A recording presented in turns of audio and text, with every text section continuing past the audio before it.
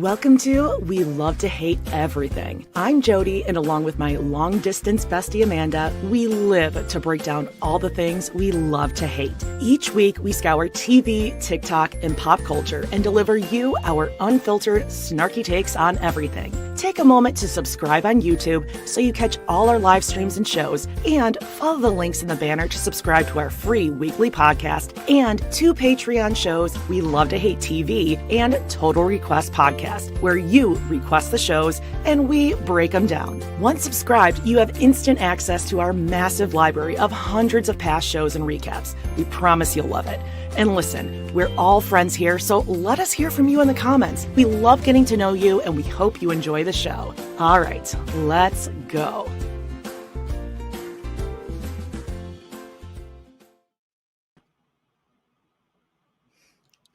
Hello, and welcome to We Love to Hate Everything. Happy Memorial Day to those of you in the States. I'm Jody. And I am Amanada. Well, we even dressed up in honor. We did it. And as you know, red's not one of our colors, babe. So you're in blue. I'm in white. And God bless America. Yeah. How are things in Canada today, Amanda? Well, it's actually a really beautiful day. I'm going to say a little disclaimer right at the top here, but let's get into a little housekeeping first, shall we? Mm-hmm. We're a little low energy, but you know what? We were both pepping each other up right before this, and this is going to be such a good episode. You guys are. Oh God, I can't wait.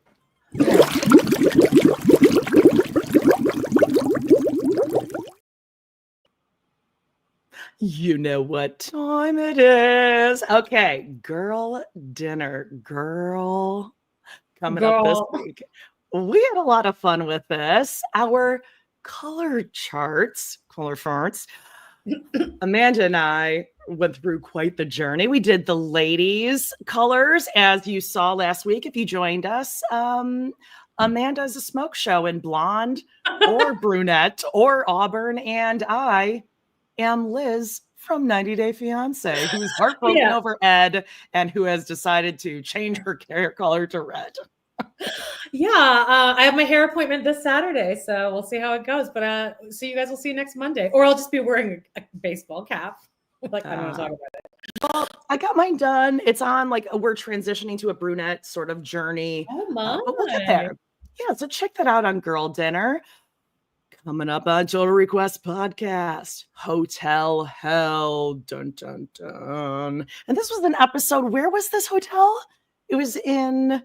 It was like Port-Claire, and then it ended up in it was quite the journey with that episode. It was very, very good for sure. Fun. Yeah, awesome episode. And last but not least, season 13, episode 6 of Sister Wives Flagstaff Flirtation Part 1, where Cody's really gonna pull a number and just pull Mary's heartstrings, flirt until he gets what he wants. And it's actually really sad. It's like really, really sad and depressing. Poor Mary. Cody's a manipulative liar, and Robin is the worst.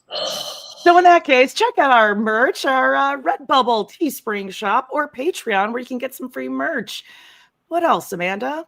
Our TRP, we have all those back episodes, the backlog, patreon.com/trpod, and it's 50% off your first month. So it's like $2 or $3. And there's a load of shit over there if you just want to take the day off today, Memorial Day, and just listen to a bunch of us talking trash. During COVID, we're both still in our old relationships, I think, and things were going great. So I was heavily into my alcoholism. So I don't even remember most of the episodes. So you guys let us know if they're good. So head on over there. That's till the end of the month. And I think that's it. Oh, my dryer is done. So I guess it's just going to buzz every 45 seconds until I go down there and that's way better than mine that sings that plays all 7 verses of Yankee Doodle. Like every time I think it's done, I'm like, I got it. Who is even that desperate for their load of laundry to be done that I need to be notified? Yeah, I assume there's a timer on it. No. Amanda, this house we bought, they did everything like smart home. We are utilizing 1% of whatever is in this house. Never. But I can tell you that everything, whether it's ready or it's done or it's hey, I'm preheating. I'm done preheating. The oven's ready. The oven's done. 1 more minute on the timer. Timer's done. Everything fucking beeps. The dishwasher, the oven, the fucking fridge, like everything is beeping and singing the fucking lights. I don't know it's like a baby crying.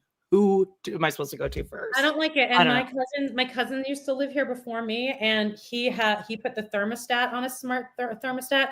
And yeah.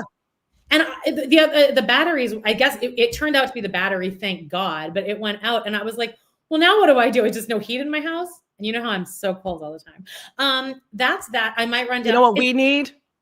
We need charts like this one. We need. Cody wanted to pull out a chart for Suki this week, I think. All right. Well, let's get into some hot topics. Oh wait, should I give my disclaimer now? Oh yes, disclaimer. I just want to listen. This is more for my own anxiety, and you guys have all been great. I don't know if anyone even has a problem with it or is bothered by it, but lately I've been very stressed out during every recording whenever I have a lot of dogs, because I'm just very concerned that it's going to ruin the recording, or it's just annoying to have my camera turning on and off or going mute or unmute, and I can't really tell if they're going to freak out all of a sudden into some big boisterous mess. So I just wanted to let you guys, I really am trying, and I am aware of it. And so today I have 8 dogs here. There's 2 kittens upstairs crashing around. It's a whole thing. I just want to let it be out there. I am really trying, and now that I've said that, nothing's going to happen. No one's even going to mute. But I just wanted to say that if I turn off my camera or I have to mute, I am working on it. I'm doing everything I can.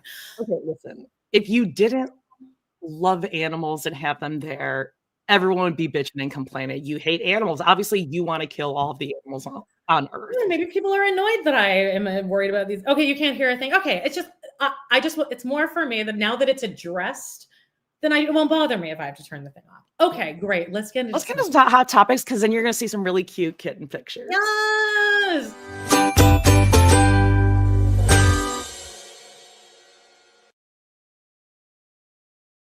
Okay, so hot off the press. Now I got I'm sorry, I just have to laugh. Beaker face said the exact same thing you always tell me. Read this, because you tell me this more often to remind me. Jody still has PTSD from the pool alarm beep every 30 seconds. This is when Jody went on her last sacred trip. 2 days before I found out. 2 days before Jody found out. Cheating on me. Yeah, she found it on the drive home through they met on Words with Friends. So I always want to put that in there. An example of friends, Amanda. Men need. They do need friends. They need to pay for it. That was just one of the many examples where, like, your funny stories about your ex, I'd be like, oh, that him buying you the pool alarm door was going at our Airbnb, and it goes off every 30 seconds. Every 30 seconds. So I had to stay awake for it was like 5 hours from like 1 in.the morning until like the person came. Like, so I would count to 29, then press it so it wouldn't go off. And he didn't take a shift. It's him buying you baklava for your birthday after he went overseas, and then the 5K situation. Those 3 things, I was like, this guy sounds like kind of a fucking asshole. But then I met him, and he was the nicest guy in the world. Anyway. And then I loved his ass. And I became a real Christine. Oh, man. All right. Well, let's see those kitties. Okay, so I got 2 foster kittens, which I named Thumper and Flower. You guys probably saw them on Facebook, but they were standing here on the stairwell a little bit ago, and they were being really cute, but then the dogs were very focused on them, and I'm like, I don't need that. So they're back up in the bedroom, but look at them. Okay, wait, which one's Thumper? Which one's Flower? Well, it's who they look like. So Thumper's the gray one, and then the black one is Flower. They're both boys. Turned them over myself. Get out. You turn them over, and there's like balls there. Oh, see, who knew? We had this discussion. We're like, I didn't know that like cats don't have. I didn't know either until I turned them both over, and I was like, oh, well, these are boys. Anyway, Flower is a little black cat. He has a little cravat, little white patch right here. I am so in love with them. This is gonna be worse than when Whiskey left. They are so cute. This is them after me giving them their first bathies. I love that you say bathies. You said like first bathies, and I imagine like the girl in like Finding Nemo just like carrying 2 little kittens, like, hi guys, it's ready for your puppies. I just kind of plunged them into some like soapy water. They're both very cute. This is Thumper and this is Flower. I'm so obsessed with them. So anyway, that's that. I feel like I'm extra allergic to Flower. Like I got a tickle in my nose when I looked at him. I also wanted to let you know that on this whole area here, there's a huge couch with a bunch of pillows on it. There's blankets and pillows all around the floor back there. But I just wanted to show you what Walter is doing now. He has crashed himself into the corner. Oh, we're over our limit on pictures. Walter has crashed himself into the corner here, and this is how I guess he's going to be spending the entire recording. This.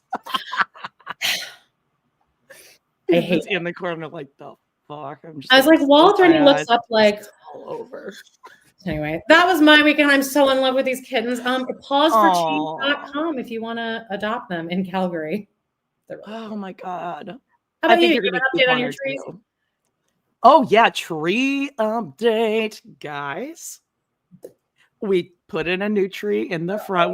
We're tree heads over here. We're just addicted to trees. We love trees. Call me Janelle. Who knew? So get this. Okay, first thing, update on the trees from last week. Good news.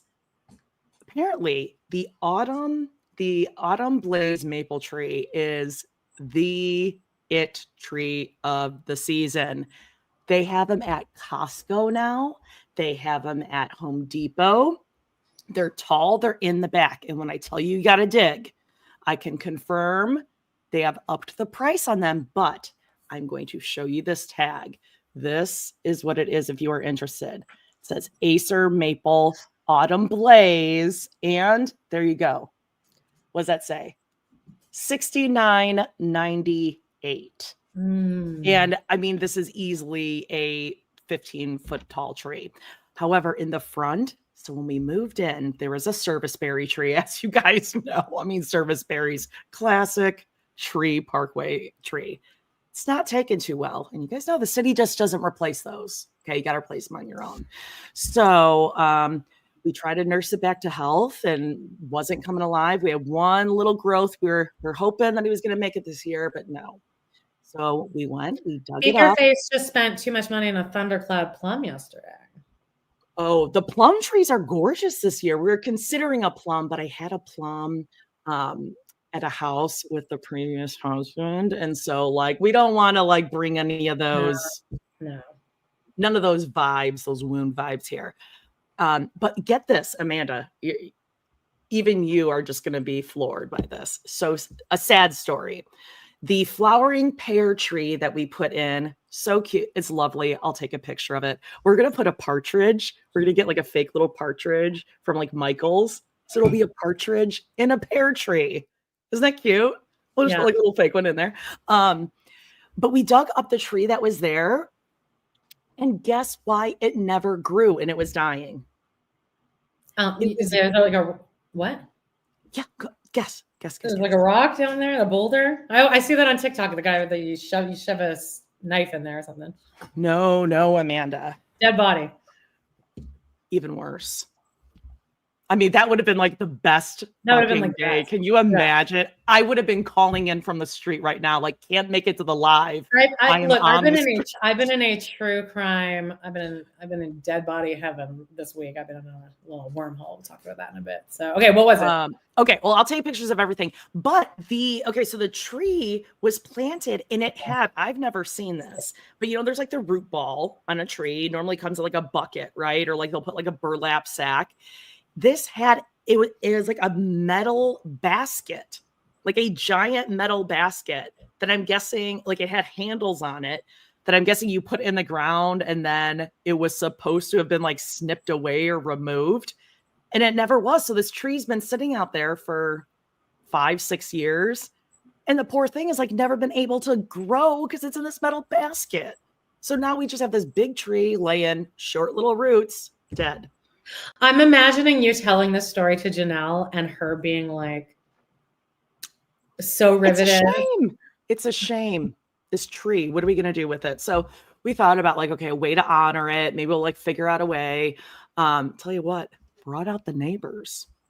Met 2 neighbors down the block. They came out talking about another neighbor's lawn who they don't really want to, like, don't keep it up too much, you guys, but like, we don't want to become like the new neighborhood gossips because like we're probably the snarkiest, but like we don't want anyone to know that.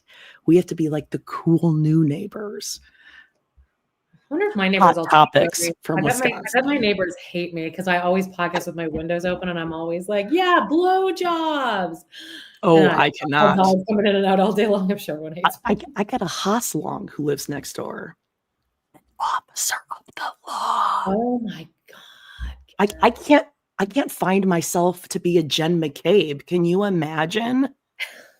I gotta like keep it clean over here. We're gonna give you updates on the Karen Reed thing too. Yeah. Okay. Let's move on. Sorry, I could talk about trees and planting tips all day long. I'll have to take a trip to Tato Farms. Oh, I mean, Janelle's backyard. I was just gonna Janelle and Maddie's backyard. Yes. I said she was also strawberry picking. There's a story arc with strawberries. I'm going to talk about my thing, and then can you talk about Karen Reed next? And while you're talking about that, I'm going to turn off the fucking dryer. But yes, first, you can't hear it. I know, but I can, and it's driving me fucking crazy. Is that adult perimenopausal onset ADHD? Because guess who psychiatrist thinks they had that? Oh, I wonder. Okay. Well, let me know. I'm gonna just psychiatrist through you because I'm sure we have the exact same thing. Okay. Oh, I mean, for sure. Okay. You like Karen Reed now? No, I'll talk about the rehearsal first. Oh, yes. Oh, I can't wait to watch this. Okay. The rehearsal.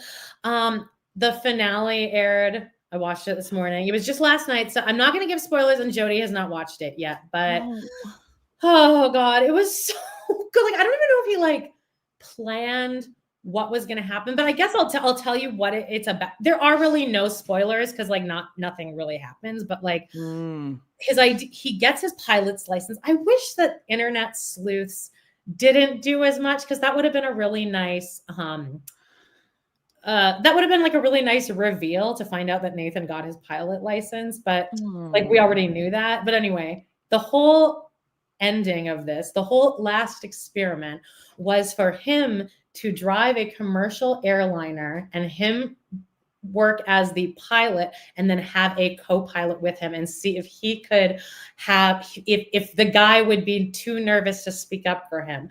And oh my God, 150 actors to agree to be the passengers. And like that in itself, I think is a fascinating thing to look at, that all of these what will people do to be on TV?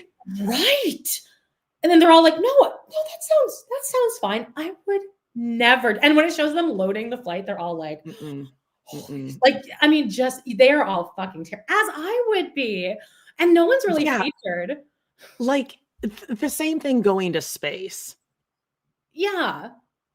Don't want to, like, that sounds terrifying. A moment in space, the claustrophobia that I feel. Like getting on an airplane now as an adult, weird. As like a kid, you're like, yay, this is so fun. And as an adult, you're like, well, I mean, it's just a matter of time.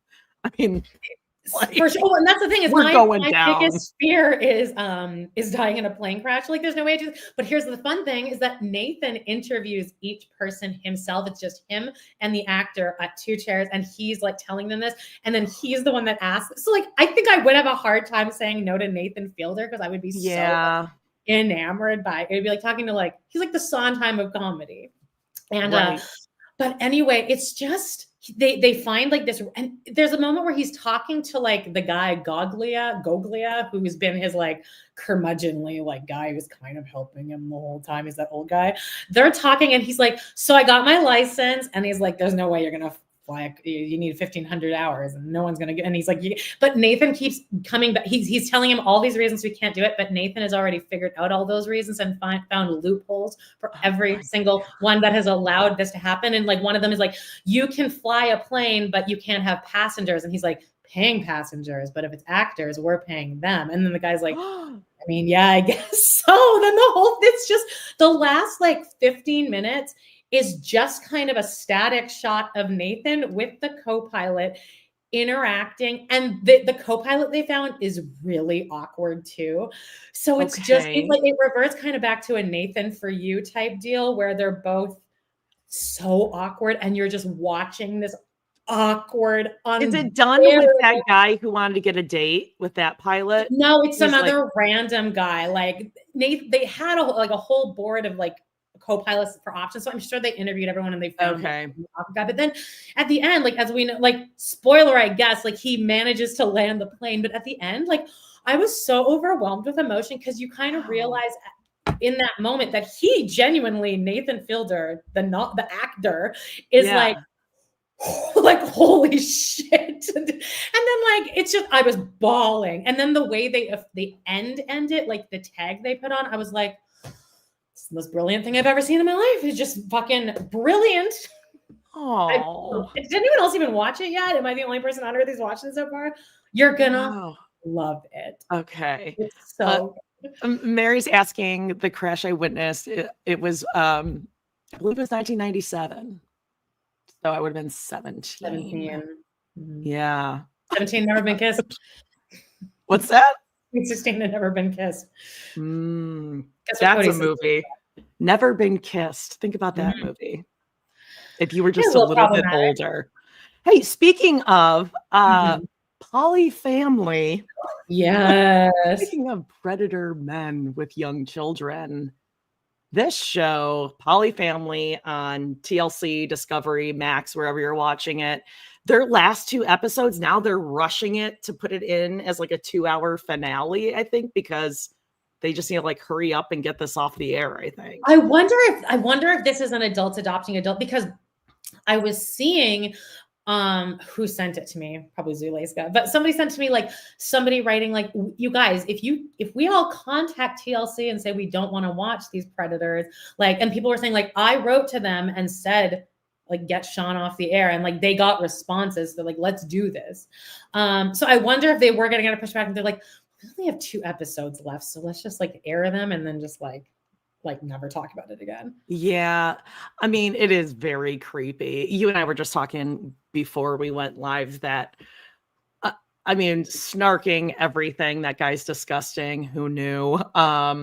We just really do feel bad for those kids. For sure. The ages of them, like going into middle school, like how awful. It's like the ages of Aurora and Brianna when they first started kissing Cody on the lips and sitting on his lap 2 months in. Leslie says, why are they rushing to get it off there? I don't know the story well, Leslie. If you can we throw up the picture here? That's a picture of these swinging kids. This one, the bald one on the end here. The hot one on the left. He like has, I don't know, a bunch of allegations. They're not officially charges, but allegations that he like grooms kids. He also met Taya when she was 17 and he was like 30.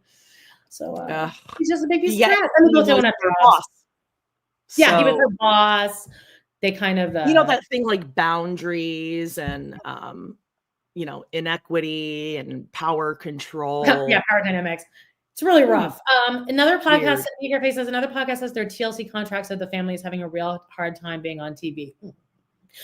Well, they've been trying to do it. Like I said, they were on some documentary. There was a documentary clip a few years ago, and they've had an Instagram account, their TikTok, or like a blog, Polyfamily, for years. Yeah, and I think I'm positive that Taya, this is all a Taya thing, because she's like in charge of their account. She like makes them do all these TikTok trends, and there was like this one blooper reel. Did you see that? It was, or maybe you sent it to me. I think I sent it to you because I was like, I mean, it was like a blooper of like Sean, like I think crashing into a dog, like he was trying to open a gate, but he didn't open it in time. And then like the immediate rage that he had to like push back down. Like, walked into it, and Taya's doing like the overlapping, wheezing thing. Right, but it's like, no, we're just out to like murder all of you. It was like not funny, really. But yeah, what was I gonna say? No, Taya and Alicia were laughing at Sean.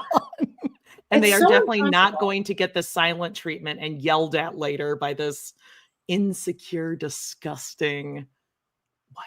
Awful. Yeah, this last episode, they draw names for who's going to stay home with the babies and who's going to go on a date night. And Tyler draws Taya and they go away for an overnight. Because she deserves, because she just had a baby. So she like really deserves a break from everything. She's Like the she just woman. gets everything. No wonder you keep having babies. I've said this about Michelle Duggar. Yeah. Like everyone's like, oh my God, how does a mom like that do that? She's got, 21 kids. I'm like, well, the first 15 take care of the second half. Yeah. It's I think not that's that like, hard because Michelle's like, oh, I'm pregnant. Oh, dear Lord. I'm just going to take a prayerful rest while the rest of the kids are raising your other ones. And then yeah. you get to go have like a 3-day vacation in the hospital. And I'm sorry, I felt that way personally. That's not for everyone. I loved my little like hotel stay in the hotel after I had kids. Loved it. Room did service. you see that weird cameo that Cody made to somebody saying that like about him and Robin's honeymoon?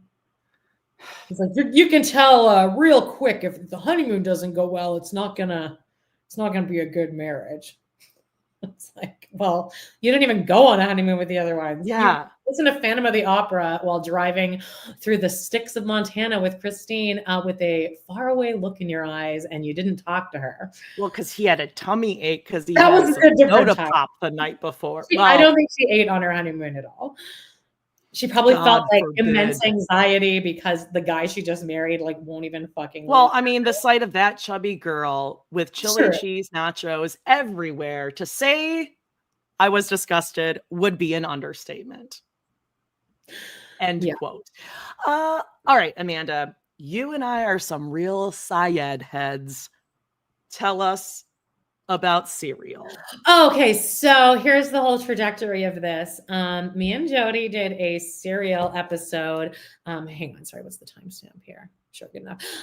Me and Jody, the next girl dinner is Serial, where we just kind of like went from memory. Proof Receipts timeline, Serial edition. It's the beginning of a series where we can do this Proof Receipts timelines, and we'll just pick like Aunt Diane. I think we could talk about for 2 hours and just like we recap it from memory. From full memory, like I went into like a fugue state. My eyes rolled into the back of my head, and I don't think I breathed the whole time. At the end, I felt like Amanda was like fucking Stephen Hawking level.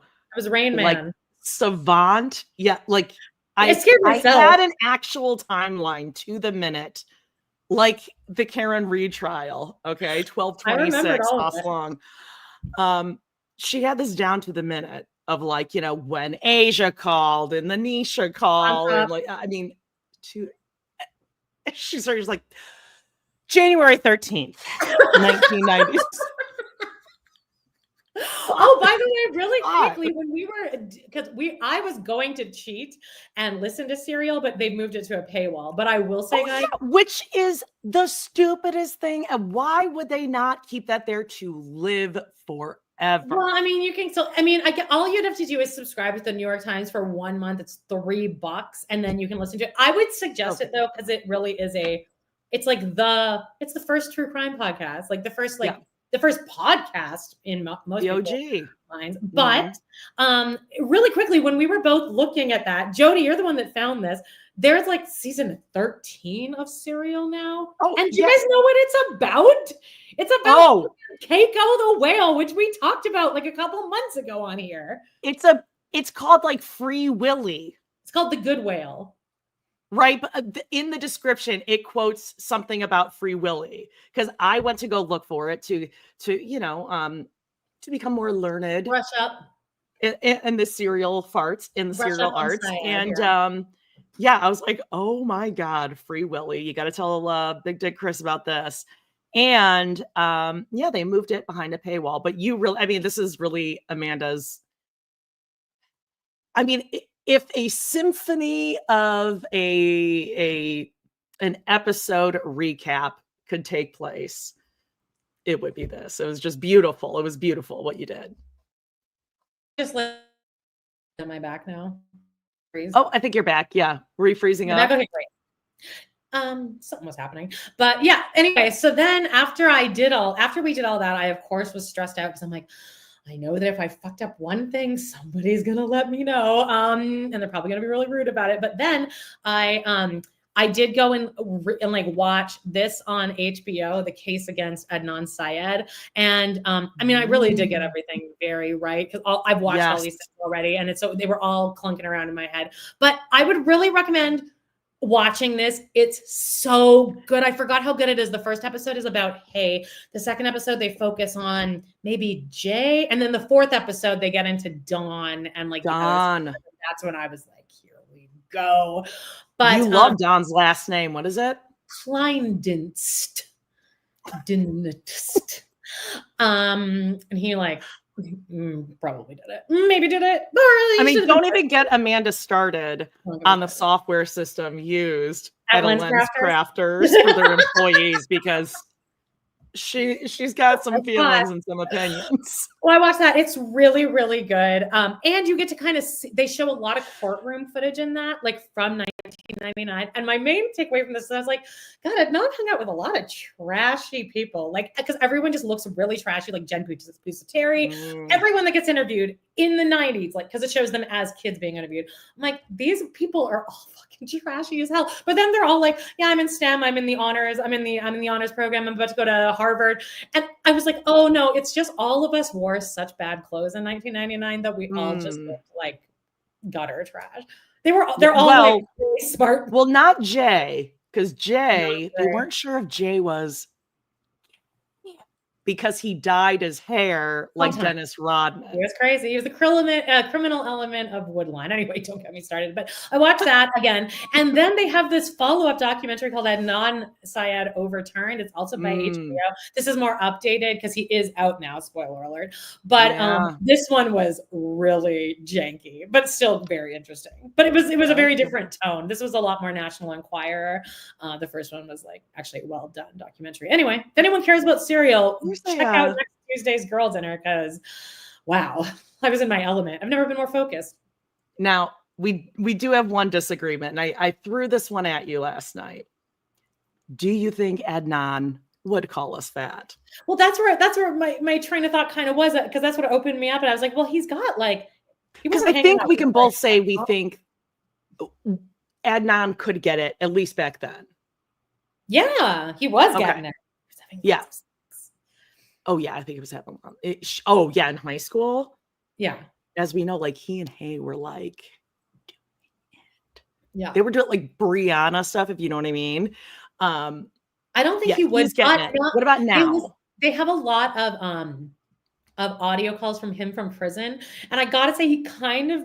I feel like he also might be a little bit of like a narcissist sociopath because like the way he talks is kind of grating. It comes off as very Tom Sandoval, Jax Taylor.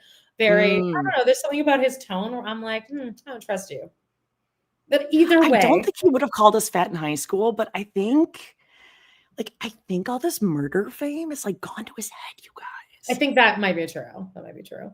Even though he is big a little bit now, which is like fine. I would be Stephen Asante level large if I was in prison that long and couldn't eat all this amazing food. Yeah. And you have like Uber Eats, like I would explode. I would absolutely explode. So no shame, but I think that the fame's gotten to his head, and I do think he'd call us fat. I know you don't think so, but it's fine. I see mommies can disagree, but listen, you know what we all are not going to disagree on? You know what time it is. Dun, dun, dun, dun, dun, dun. I think I should call in for this segment. Just you should.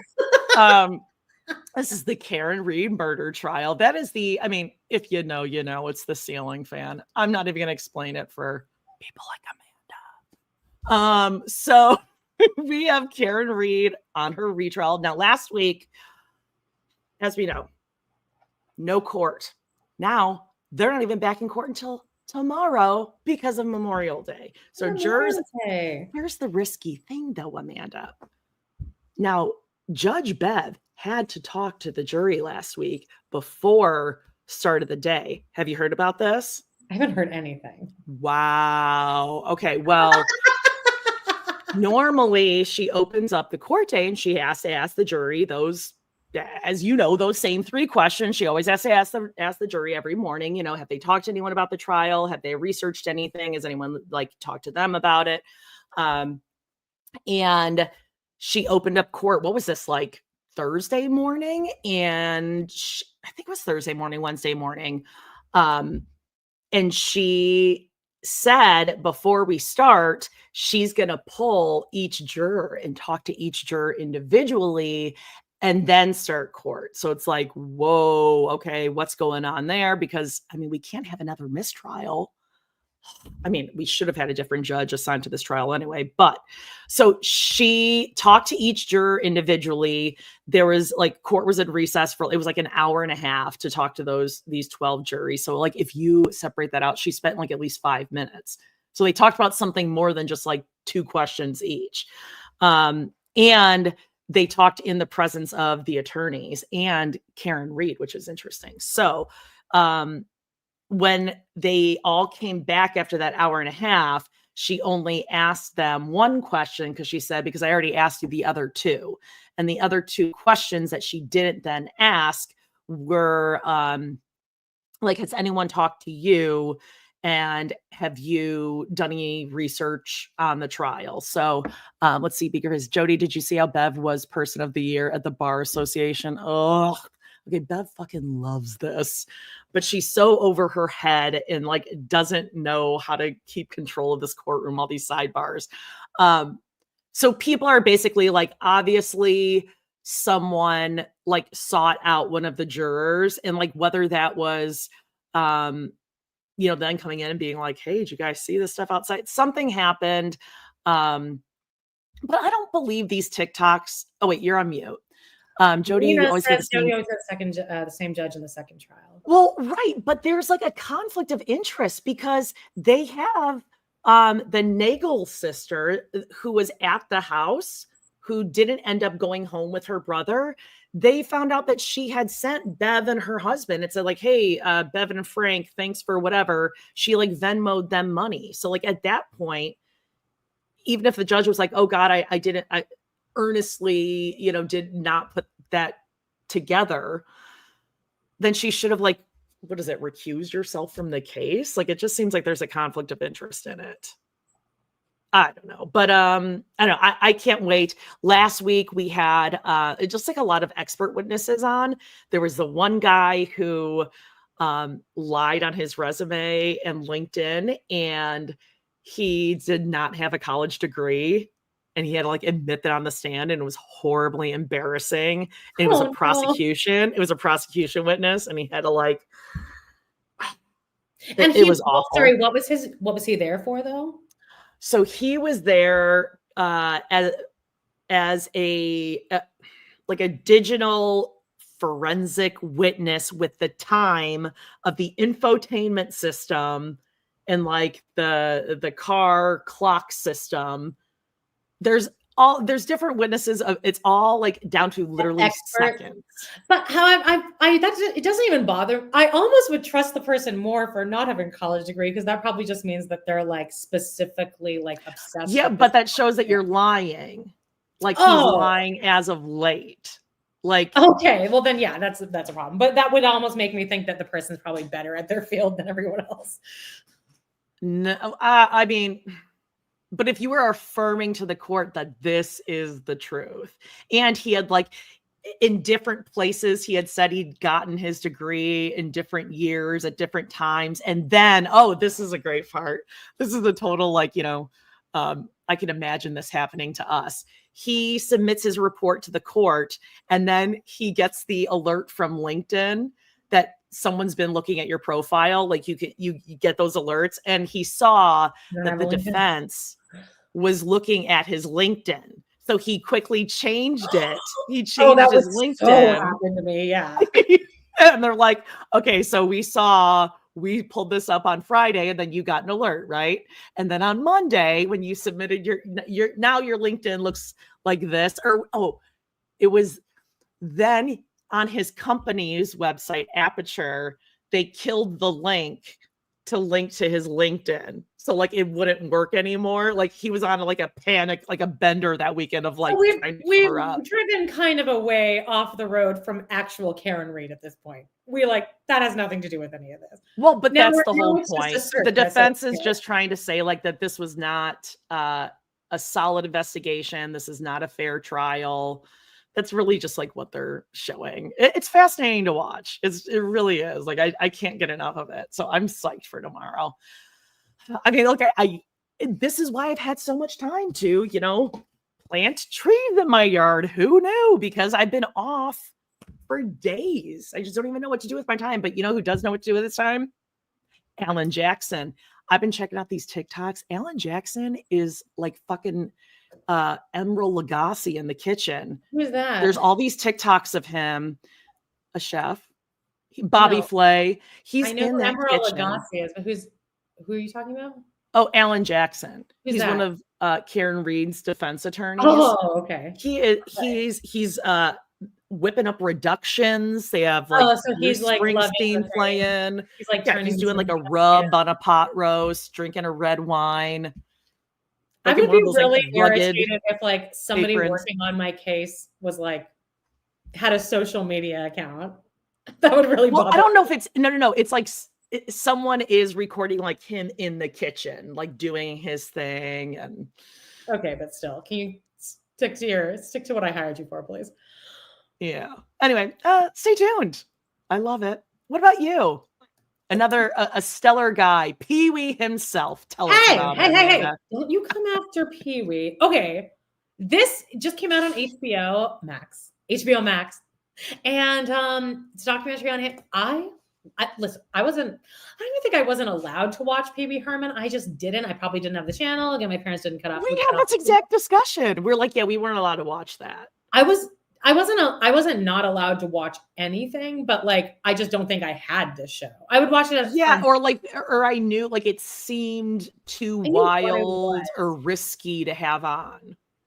Yeah, it felt wrong. But I knew like who he was, and I knew that he was very well respected in the comedy community, and I knew that he was in he's one of the voices in Nightmare Before Christmas, and then like he's in guest appearances in a lot of shows, and I know that he was very highly respected, and I know that when I lived in New York, he did Pee Wee on Broadway, and they brought back like all the old people, and it was like on Broadway for a while, and people were like loving it. Anyway, he has passed since then, but the documentary is 2 episodes long, an hour and 40 minutes each, and he is setting this whole thing up. He wanted to do this documentary, so he hired a film crew. And right at the beginning, it lets you know he was diagnosed with terminal cancer. He knew he was dying, and we did not know this. We did not know this. Like, he did not let us know until like the very, very last days. So you get it, but he is so like, it's fascinating to watch because he's talking and he's getting like frustrated, and there's like kind of a lot of push and pull because he's getting frustrated because the filmmaker is like, well, I have to direct this a little bit. And he's like trying to get more creative control, but he's being really snarky and bitchy a lot of the time. And it's very endearing. He's very, very just, I like love this man. So it was obviously you're watching this and you kind of, you're excited to hear about like the incident, right? Which was literally, I didn't even know it was a sting operation, but it was a sting. It wasn't even that he was at an adult theater and whipped out his dick and somebody got offended. And then it was like the cops came in and just like stung the joint. And like, so whoever had their dick out got caught, which is like the purpose of these theaters. So anyway, that was like the big controversy. I think from the beginning, it says like everyone kind of came to his aid, but like nobody would stop talking about it because it is kind of funny. So it's like my career, but he did kind of get his career back a little bit. And also he did not want to talk about any of this in the documentary. And they're like, we have to talk about it. So this is when he started to push back. But the earlier part of his life is fascinating too. He was like obsessed with the circus and he was joining all these groups and fascinating. But I did not know that a second thing happened. Did you know like the second part of like why he got like semi-canceled? Because I did not know that this happened. I don't know. Like I remember the dick off thing. Okay, well, when Jeffrey Jones, Jeffrey Jones, like the cult? No. Wait, that's Jim Jones. Principal from Ferris Bueller, who like yes. When that happened, since Pee Wee was semi out as gay, he also got like lumped in there, and they went and found his porn collection, which was vintage porn. And it showed, and it was literally like, it was art. It's a bunch of very good looking men in like this in the 1960s wearing shorts. And this was his porn collection, but he got lumped in there. So that on top of the theater incident was just really unfortunate. It just sadly, when I was like, I don't even remember that happening, but God, that sucks. And all the charges were dropped. It was like, but then they found this one picture where the guy looked like he might be underage, but like 17 and a half underage. Yeah. And he wasn't even naked. He was like, it was just like this up line. Like shirt, at like that time, just like being like gay period. And they're just like, let's find something we can make. Yeah. Right. And I was just like, fuck, I don't remember that happening, but that sucks. And he never really came back from that. I just don't remember that happened, but he did get all clear. But because of that one thing, he did get charged. So then he had to go and plead a lesser thing, which was he had to register as a sex offender for like 2 years. Like, just horrible. And I'm happy to see that all the comments on all the media that I'm reading about it, everyone is like standing up for him. Like, this guy deserves so many apologies from Hollywood and like late night talk shows. And anyway, it's a great, beautiful documentary. So much wonderful footage. I think you'd enjoy it. I didn't know any of this stuff. Phil Hartman's all in it. You get to see all these old like UCB clips of him and Phil Hartman. Who don't neat. Yeah, I'd recommend it. It's a great little 3 hours. They split into 2 episodes, so it doesn't feel like you're watching a movie. You're just watching 2 episodes, which anyone can do that. Right. I love some good documentaries. If you're looking for a good documentary, this is not on our list, Amanda, but you and I both watched that like Hunt for Osama bin Laden. It is excellent. The first episode, and then I couldn't. Oh my God. No, like the second is even better. There's 3 episodes. It's pretty much like the build up to Zero Dark 30. And it is like, oh God, it's so good. If you're into documentaries, check that one out. But we've both been really liking this Amy Poehler podcast, Good Hang. I haven't listened to the last 2 episodes yet. They're on my list, but I know you are just digging this. I just wanted to really quickly say this is the most recent episode is called Philly Justice, and it's she had mentioned on an early episode with Rashida Jones that her and like Adam Scott and Catherine Hahn and just a bunch of them was just like funny people in the back seat, in the like behind the scenes of Parks and Rec. They were just putting together this like fake show called Philly Justice, and they were all it was just like a bunch of theater kids with a video camera, and they put together like a trailer, and they were just so obsessed with this fake show that they were all going to be on. So they were talking about it. So then they found everyone's been clamoring about it. So she brought all those people on, and they like listened to the trailer. You probably watch it, I assume, if you're watching it on YouTube. But the first half of it is her just talking to Mike Schur. And first of all, she is so good at podcasting, and she is a good hang. That's a perfect, like, I think that she enters a room and like everyone's so excited that she's there because she probably has like extremely high anxiety. She's probably like social anxiety, but like she's so a charismatic voice. Like it can be calm, it can be excitable, it can be silly, non-threatening. Great voice. But the first part with Mike Schur is very, because he's obviously like a brilliant person in comedy and everyone like very highly respected. He seems great to work with. And that was a really good interview too. And he's talking about like how he got hired for The Office, for the first season of The Office. And he's like, yeah, I took it because no one else was hiring me and no one else wanted that gig because who wants to redo the British version of The Office? So yeah, check out Amy Poehler. It's a really lovely podcast. There's not too many ads, and everyone she's had on, she has such good chemistry with, and it's a lot of really strong women on there. So yeah. And they're all solid episodes. You're watching something. Yes. Okay. So I know this is super. No, listen. This is the problem. Okay, so I'm watching this latest season that is on Netflix. I know it aired before Married at First Sight. I know it's a terrible photo. It is. I cannot find a photo of the entire cast from the season. It is something. But I don't know exactly why, because I haven't watched the end of the season. Because Amanda, this isn't like Love is Blind. We were like so excited because we're like, oh, okay, like we got to be nearing the end because we're on like episode 12. Yes, we're near the end. There are like 27 episodes to this season. It's insane. Love Island. It is. Thank you. Beakerface says this Married at First Sight season was off the rails. It really is.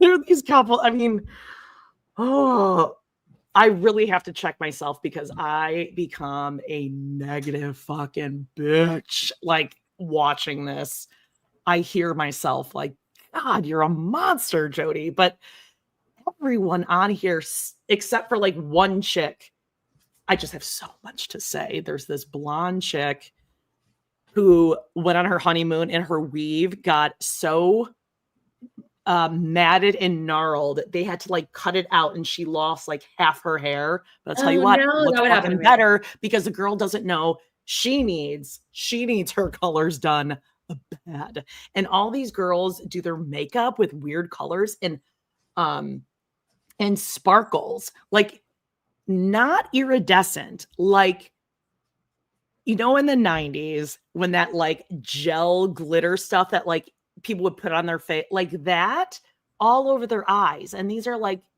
20, 30 something year olds. And they all wear this like bright blush and right up into the bottom of their eyes. And there's Is this from America? Yes. Oh. She's matched with this like Russian Jewish guy who clearly does not like her. And I can tell he's a total douche. He absolutely would call us fat, but somehow it's got me so fucked up. I'm on his side because he's like, she's a great person. I'm just not attracted to her. And do you remember Pastor Cal?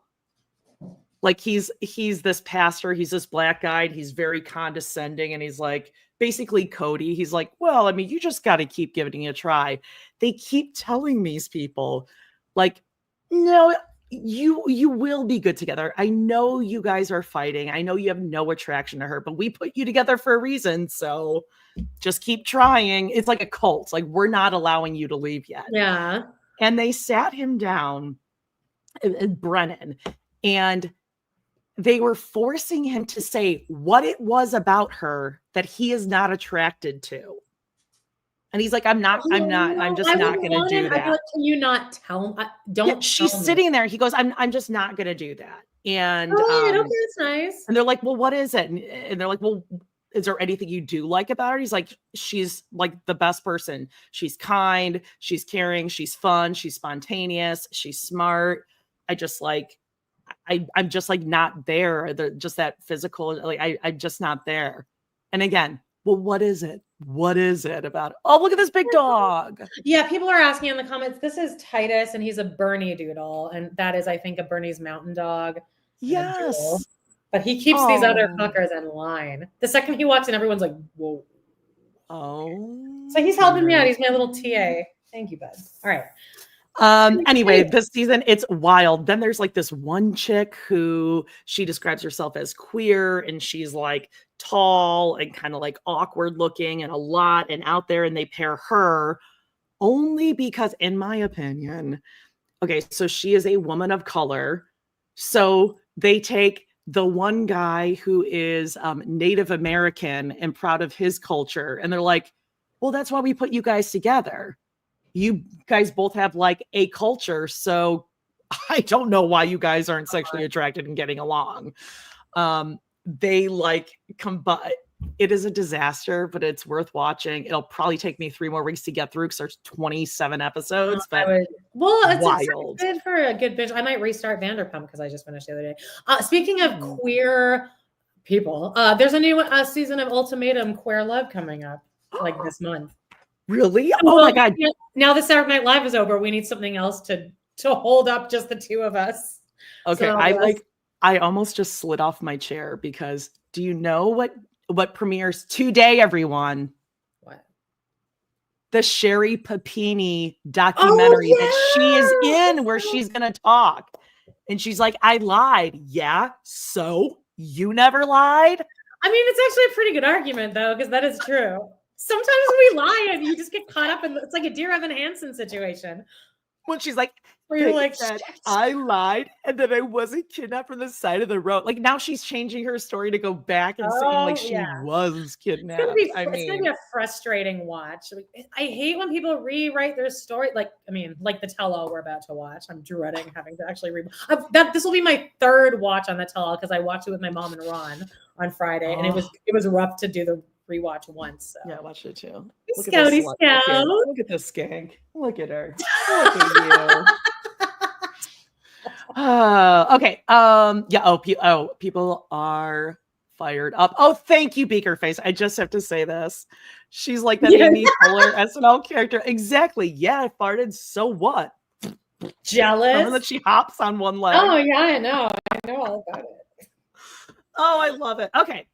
Let's see what else. Oh, it's time for DeBella DeBall. Oh my God. Okay, you guys, I was gonna do a full episode of Amanda Loves to Hate Teen Mom, but again, with 7 dogs in the house, it's really trying my patience here. So there's no way I could have done this, but I did take notes, and which you know what, Amanda? What? Knock it off. Stop it. Stop. Stop. Okay, I have notes here. Okay, here we go. Ashley went to court with Barr, and she got sole custody. Great. Mackenzie found out the sex of her twins. I think they're both boys. Diabetic Mackenzie is pregnant with twins. Yeah, with a guy from Jamaica.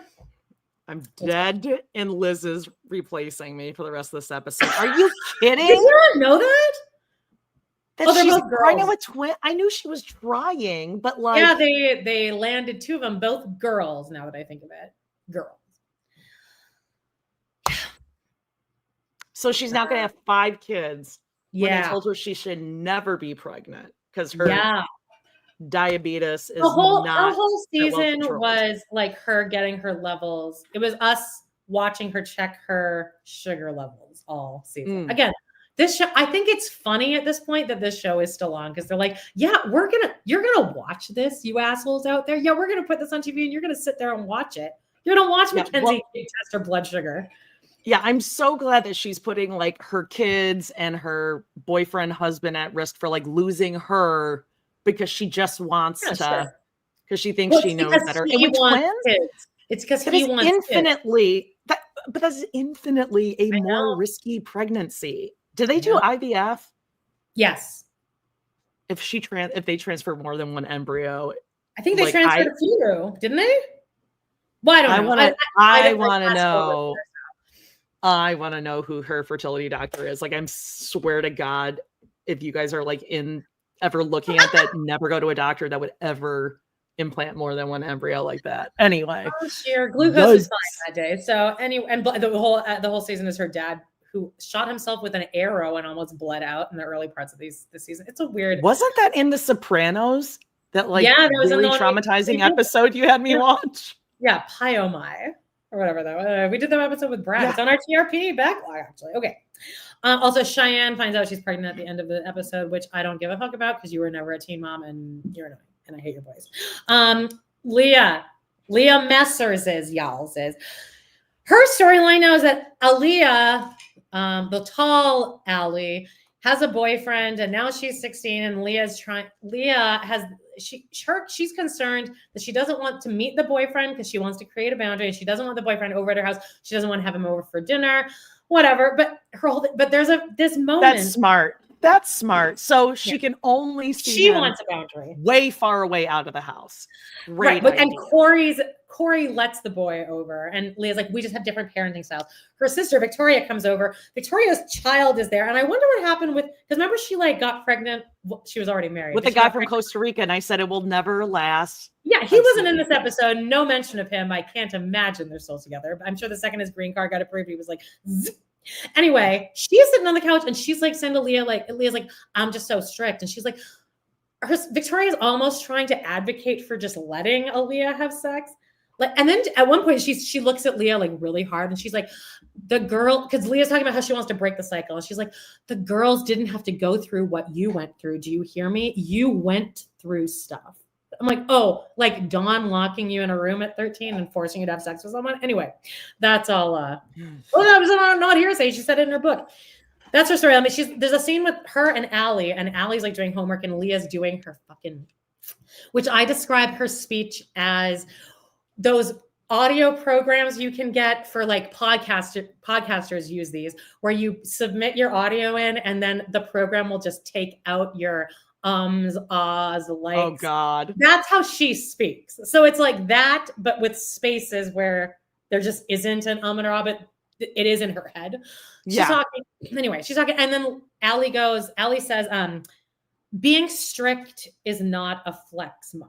And it was really bitchy and kind of sassy. But I think what she really was saying there was, no one's buying this, mom. Like, you're embarrassing. You're like, and you're acting like you're strict, but like, you're not. Like, you are so transparent.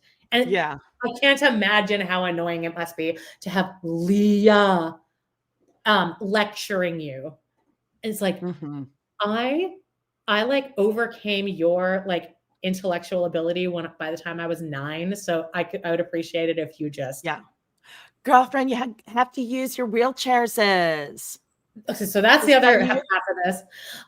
Aaliyah is driving, and Aaliyah's still I will never forgive her for saying that she should be using her wheelchair to go to the football game on the first fucking day of school. Yeah, but then no other time apparently, because all throughout the season, she's also not in the wheelchair. That was fucked up. Like, throw her a bone, like, let her go to this thing. It's the first fucking football. You let her go her entire life. Yeah. So why would this, 127 minutes be any different? Because she's trying to prove to us, the audience, that she's like this great mom, but we're all like, you're like an idiot. We're talking about Teen Mom on MTV. Or where can you watch that? On Paramount Plus? Paramount, yeah. I bought the season on Amazon, but now we have Paramount. Next on Teen Mom, the next chapter. Yeah, then it's all tricky to find sometimes. Yeah, Aaliyah is getting a new car, and Allie, the one with muscular dystrophy, she just hates Leah so much, and I just love watching how rude she is to her. She's like, "Yes, mom, thanks." Anyway, Leah gets her like a handicap car to drive, so great. Oh great. God, what do you mean? Like, does it have like let me guess, it has like a flashing placard on it, like a disabled child. Like, roll your wheel. She has to drive around like a van, basically. She like rolls the wheelchair in, and then she can like stand up and like go to the. So great. At least she can get the fuck away from her mom. So I guess. Caitlin, I just hate that Leah has sprung this on her immediately, like her freshman year of high school. That's just awful. Of course. Yeah. Okay, Caitlin and Tyler. Dr. Drew's back, and he has offered to be the go-between between them and Brandon and Teresa. So he comes back finally, and they sit down. This man that no one has talked to for 6 years. He loves men, though. He loves the toxic men. If you're a toxic man and you want your wife to think that you're a good guy, take her to Dr. Drew. So he says, you should give that dirty, cheating man another try. Yeah. Don't you see that he's trying? Ryan, he's been sober for 8 days. So Dr. Drew's like, okay, so Dr. Drew's also over them. He's like, I talked to Brandon and Teresa, and she's thriving. Carly, she's a happy, thriving, wonderful girl. She has tons of friends. Everyone loves her. And Caitlin's reaction to that is, well, you know how I react to that? It's like, well, thank you for keeping that beautiful, fabulous, thriving girl away from me. And Dr. Drew's like, oh my God. And he's like, okay, well, they want to set, and he goes, Teresa wants you to have a relationship with him. She's like, she just wants, and I don't like Brandon and Teresa. I'm never on their side, but I agree with, he's like, Teresa wants that relationship. Of course she does. But maybe things got a little out of control. Not on both ends, of course. And we can have a reset so that everyone calms down, but both sides, of course. Yeah, this deeply religious family who are very faithful. And let's not forget, Tyler was on OnlyFans with his huge dick swinging it around. I mean, so like, good. It looks great. Not that, far off that maybe this family would be like, maybe like once you are done doing porn publicly and she's talking shit about us online, reposting stuff when people say that Carly's parents are shit, they will repost it anyway. So Dr. Drew's like, they've written you or no, Carly has submitted to you a video of herself singing. And I think she wants to just show you. And she's like, they're like, well, why didn't we get one before? We've asked for this before. And Dr. Drew's like, can you just stop? Yeah. This is right now in this moment. Do you want to see this fucking thing or not? And then they decide, which I get this. They asked to be able to watch it alone first and process it. And then Brandon and Teresa were like, no. And so now, so then Tyler and Caitlin went online and posted all this shit. And they posted a letter that they wrote to Brandon and Teresa, and promising that they were going to stop talking about them in public. Then they posted the letter publicly. Okay, explain this to me like I'm a woman.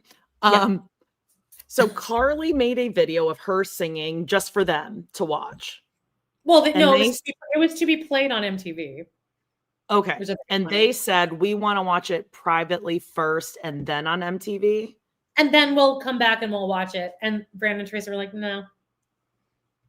Why? I don't get why Brandon and Teresa would say no, though. I guess I don't understand. I don't either, but I think that they probably didn't want them to like fuck up the narrative. Or maybe they were just like, look, we're giving you this gift and this is our exact conditions.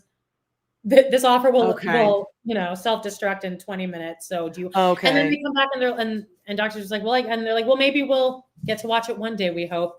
And Doctor's like, yeah, maybe just like keep it cute. And then they immediately posted a letter that they wrote to Brandon and Teresa being like, I think that things got confusing on all. Oh, and then they end their entire season with both of them sitting together crying. And the last two things they say is, I just don't get it, Ty. He goes, I just don't get it either. They're asking for some space. Don't you place your daughter for adoption? Like, just be happy. And listen, I've never been in that situation, and I get it. Like, there's no way that I could possibly understand. But if you truly loved your daughter, and think about Nova, think about whatever the other one's names are, Darla and Rhea. Rhea or something. Yeah. What if they wanted something and Butch and April were like posting pictures and sharing all that stuff. And they brought April to like a meeting with Carly, and April showed up drunk. So like, what don't you get? All right, let's move on to developable. Amber. It starts with her driving back from her therapy appointment with Tanya. And I just wanted to say that I don't have a picture of God. Look at Amber here. Wow. Her glasses are getting comically larger. I'm like, are you doing this to be funny? I don't think she is, because she doesn't seem to have any kind of sense of humor about herself. But these glasses are they're like up here down to like here. And then she wears them like at the tippity top of her nose. And they're not like a trendy frame either. No, I don't really know what's going on there, but it seems like it seems aggressive in some way. Which is just kind of her vibe. But Tanya, and she's like, I feel really good being single. Like, I feel like just really, really happy. And Tanya's like, good. I mean, it was bound to happen at some point, Amber. Hey, I got a little bubble there. And she, anyways. Yeah, you did good. Like, you did good. Learn and just let it come to you. Yeah. So then we head on over to Gary's house, and now Christina, who I've always said looks like that shocked Pikachu meme. Like, that's just kind of the expression on her face all the time. Is like that. She was Pikachu and all over this scene. So Gary's sitting there, and Gary's like, so she's baking brownies. Gary's like, nobody makes brownies. So, Christina, you really horked down those. You horked down those Reubens at lunch. What else can I make for you? So Leah's like, yeah, so I'm going to send this text to Amber later. She calls her Amber. And Gary's like, I need to say this out loud on camera that this is not because of me. I have nothing to do with this, but if it's what you want, then that's good. And she's like, no, I'm good. She's like putting in her brownie. She's like, all right, Mom, you ready? You going to come with me? And that's when like Christina does this face at Gary, like, oh, you want me to? Leah's like, no. I want you to like basically push the button. Yeah. There's another in the room. Christina's sitting like this as Leah's composing this text message. She's like, and I did take a screenshot of this. Okay, so this is what the text says. Amber, Oh wait, no. So Amber had sent her something and then signed it with a lotus flower because that's her thing. Oh, I did put it up here. Okay, I guess it's not a lotus. Okay, this isn't meant to hurt you, but I want to let you know that all these years, it's been my decision to not have a relationship with you, and nobody has influenced my decision. I feel like this is my favorite part. I feel like recent online activities have put me in a place where I need to communicate this to put a boundary between us. For myself. I love that she mentioned that online activity because it brings it up to such a current state. And it's not like you can't blame it on Gary or the years and years of like Gary keeping her away. It was no, you're going on live at 3 a.m. every day talking to some guy from like Japan. And you're just like, what are you? And like he's gaming while you're talking to him. Crazy shit. So she's like, and then before commercial, it has Amber just like sitting in her room, like waiting to get this. So then we head back. Amber, okay, so I want to know. I want a whole documentary made about the behind the scenes of what happened here, because clearly she was not ready to film this. This was something that I think the production team was like, Leah just sent this text, get a crew over to Amber's now, get in her bedroom. Film this. So she's sitting there in this shirt. Okay, let's get a look at this shirt she's wearing. It looks like she works at a vet clinic. It looks like scrubs with kittens on it. And what's happening? Are you okay? Hello? Oh, Jody's on mute. Okay. So Amber's sitting there. She's wearing this. She receives this text and she's like, why is Leah calling me? It's very reminiscent of Mary getting the message from Cody, actually. She's like, why is Leah? And she looks like she just woke up, probably. And she gets this text, and she's like, you know what? And then there's this fucking piece of shit man over there. I can't. I mean. She goes, Leah, stop. Stop it. You're 16. You know what? You don't even know. And she does this like flick of her hand. Stop. And then she goes, and you know what? People see the disrespect and they tell me they can see it. So stop. She goes, that motherfucker about Gary, that piece of shit asshole. I can never hang out with her. She can never come to my house. She's not getting it. And then it doesn't even cut back to Amber after that. They're just like, well, there you go. Oh, and then it cuts to the producer at one point. He's sitting there and he's like, oh, so what does the text say? Like, oh, God, he must have been so scared. And she's just sitting there wearing her cat scrubs with this cat thing next to her. These pajamas. Yeah, everyone's commenting too about these pajamas. I mean, this is a Walmart special. No, why would you even go into that section? That's like the moo section. It's like, well, I don't even walk into that. Why did you get this at all? Well, they're not even like cute pajamas. Like I'm sure Walmart has got like something better than like cats and lattes or whatever the hell is on her shirt. Like you make a lot of money, Amber. Like there's no neutral or hey, you're filming today. You're absolutely not going to be. That's why I think she didn't think she was filming because, like, why would you? But I just don't know why you'd own that because even on my bumming around days, I still like try to look like I just wouldn't own that because even walking around wearing that, I'd be like, oh God, why am I wearing this? So or like, let's say someone gave it to you as like a gag gift or something. You're like, okay, I'm going to wear that when I'm like cleaning, tucking under my boobs, get my boobs sweat, whatever. But certainly not on camera when the best part is when you're like telling your little bitch of a daughter, just stop. Okay, I know better. What is this? Oh, sorry. Put that back up, that picture.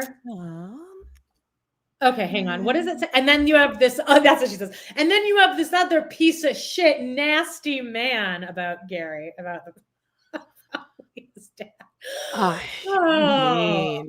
Amber. Yeah, I think she's quit the show or she's been fired since then. She's talking on her continued lives that, I don't even need them. I don't understand what her TikTok game is because she's always, like you said, with some random person who has nothing to do with the teen mom world. She was talking to like some gamers. Yeah, I And don't. I've seen like many where like they don't really speak English, so it would insinuate they're in like another country, and like they just stumble. But that's always the kind of that same situation. That one time you sent me that one, and that woman who was like white and American was like just looking at the camera, like sobbing. Didn't she have like an open scab on her face or Oh, something too? was There's weird. like, But then we went back, and then we went back later, and then she was happy again. And Amber was like, "You're beautiful. You're so wonderful. It's beautiful." yeah. Her irises are like. Bigger Face says a real woman goes to jail. I did that for my daughter. I mean, but then Christina, after Leah sends the thing, Christina goes, you know what? This will be nice. This will kind of close that chapter on your life. And then this new chapter will be all about Leah. And I was like, yeah, you fucking get her, Pikachu.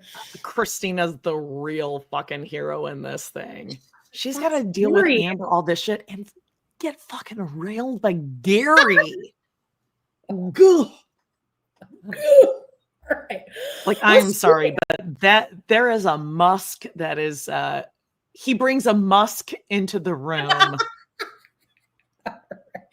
I did it for Boo Boo. Yeah, I mean, great. You mean Booger Butt?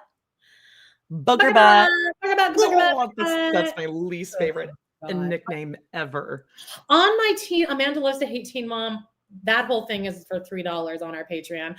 I did Being Matt, and it has like Matt and Leah making Amber pancakes for breakfast and like bringing them to her in bed at like 11 a.m. But Joan was on that episode with me. It was like one of the first episodes he ever guested with me on, and he came in swinging. He did not hold back. Oh, he hates Matt. Yeah. Okay. Well, that's it.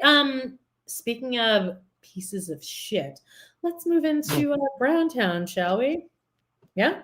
You ready? Yes. All right, let's go. Browntown. Everything's waiting for Pooh.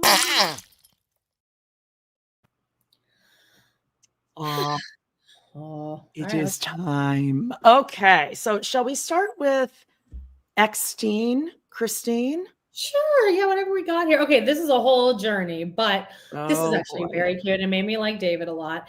That she has a wreath on her front door, and I'll read it here. Any bird experts out there? These 3, then 5 tiny eggs showed up in the wreath on my front door. David carefully moved the wreath so Mama Bird wouldn't be disturbed, especially with all the company we have coming by this weekend. Isn't it wild how life finds a way, even in the middle of chaos? Hashtag front door surprise. Hashtag bird nest. Hashtag nature is amazing. Hashtag life lessons from nature. Hashtag trust the process. Hashtag simple joys. Hashtag Christine Brown. I wonder how many hashtags there are for a hashtag front door surprise. Front door surprise? Yeah, like, do you know how, are you going to make that a trending? Yeah. Are you ever going to say that again? So that was cute. But then David, like they're having company over. So David put like another little, like he hammered in another hook, like over off of the door, and they like hung it there. And there's like more eggs showing up, and they're like taking care of. So, I mean, how could you not love this? Yeah. David moved it over there and they put it there, and the birds are thriving, Jody. So that's cute. Mama bear, a little mama bear for the mama birds. That is very sweet. Let's get Mary out of the way, maybe. There's an update. Update on the bird nest. There are 4 eggs now. I thought you said 5. And the bird still chills in the nest. Lovely. Who knew? And ready? Careful on jump scare. God. She looks good here. This is a great haircut for her. Yeah, little scary on the eyes, but Mary's looking really good. And she looks great in the television. She looks amazing. I was talking to John about this in the weekly roundup, but like I've been following a couple TikTok accounts from like the past couple of weeks, 2 girls on the same exact day, like were leaving their partners, and just watching their glow ups over the course of just 2 weeks is like amazing. It's like just how over just like 3 or 4 days, they're like, okay, well, I feel better now. So anyway, Mary, she went. Does like. I mean, you know, like, yeah, you leave a relationship that you didn't realize was so toxic and exhausting. And then you're like, whoa, what the fuck was I doing? Yeah, I have time to like feel happy and shit.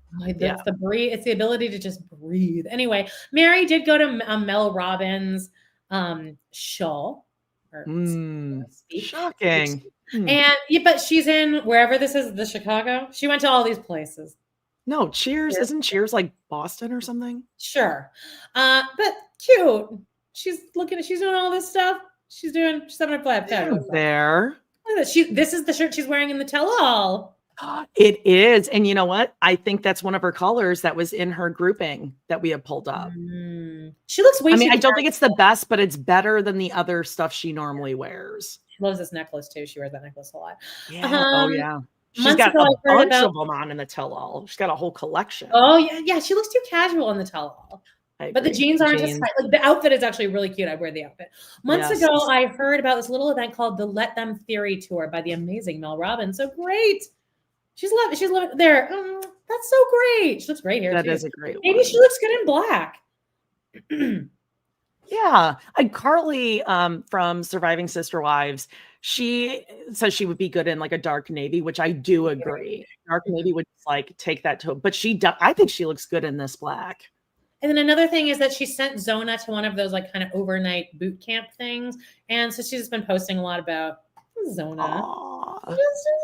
Zona is cute. That is very cute. Okay, let's move on to Janelle.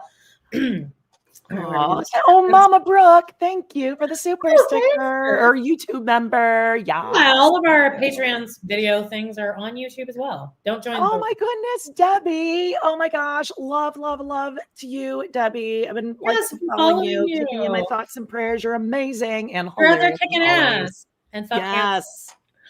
Janelle posted. She posted a post of a post. Madison. That is bittersweet because you can see just the tippy top of Caleb's Superman swimsuit. No, that's not that. Is that? Shirt. Oh, 8 years ago. This is that. Oh, it is. It is his Superman swimsuit, his swim outfit. Well, there it is. Ladies, if you are ever just like so horned up and you're like, my God, I just need to like dry, you will be dry as a bone. Just there was a comment on Patreon that's like, it's a comment on Patreon. It's like, I love you girls, but Amanda, stop trying to make Caleb happy. I was like, I didn't think I was. I was probably just trying to be like pretending like I'm nice. Sometimes I'll try to pretend that I'm nice. If you looked at me and Jody's text messages to each other, you would never think that either of us were nice at all. First of all, after everything, now we just put Haslong. We're like, which basically means delete after reading. Yeah. God, if anyone ever finds this, we're so fucked. A lot of plain emojis. Okay, yeah. We got Janelle. This is like such a fucking Janelle thing. Representing the women of Edentown, North Carolina, the first public women's political action in American history. I don't know what this is. Is this them like reenacting this or something? Oh, wait, it says it right here. Okay. I have never heard of this. In October of 1774, 51 women met at the home of Elizabeth King and signed a statement about their commitment to not buy tea. My favorite is the part in the statement where they say they are doing this not just because the men in their life asked, but because they felt it was their duty as concerned citizens. All caps. Pretty independent thinking for the time. Space comma. And to put it all in writing. Space exclamation point. This was the first women's public political action in the U.S. Starface.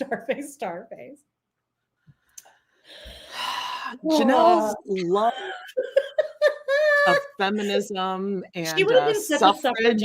Yeah. I was gonna say it's too bad she missed that movement by 100 years. But I love her journey. I don't know. I love her journey and like catching up on it.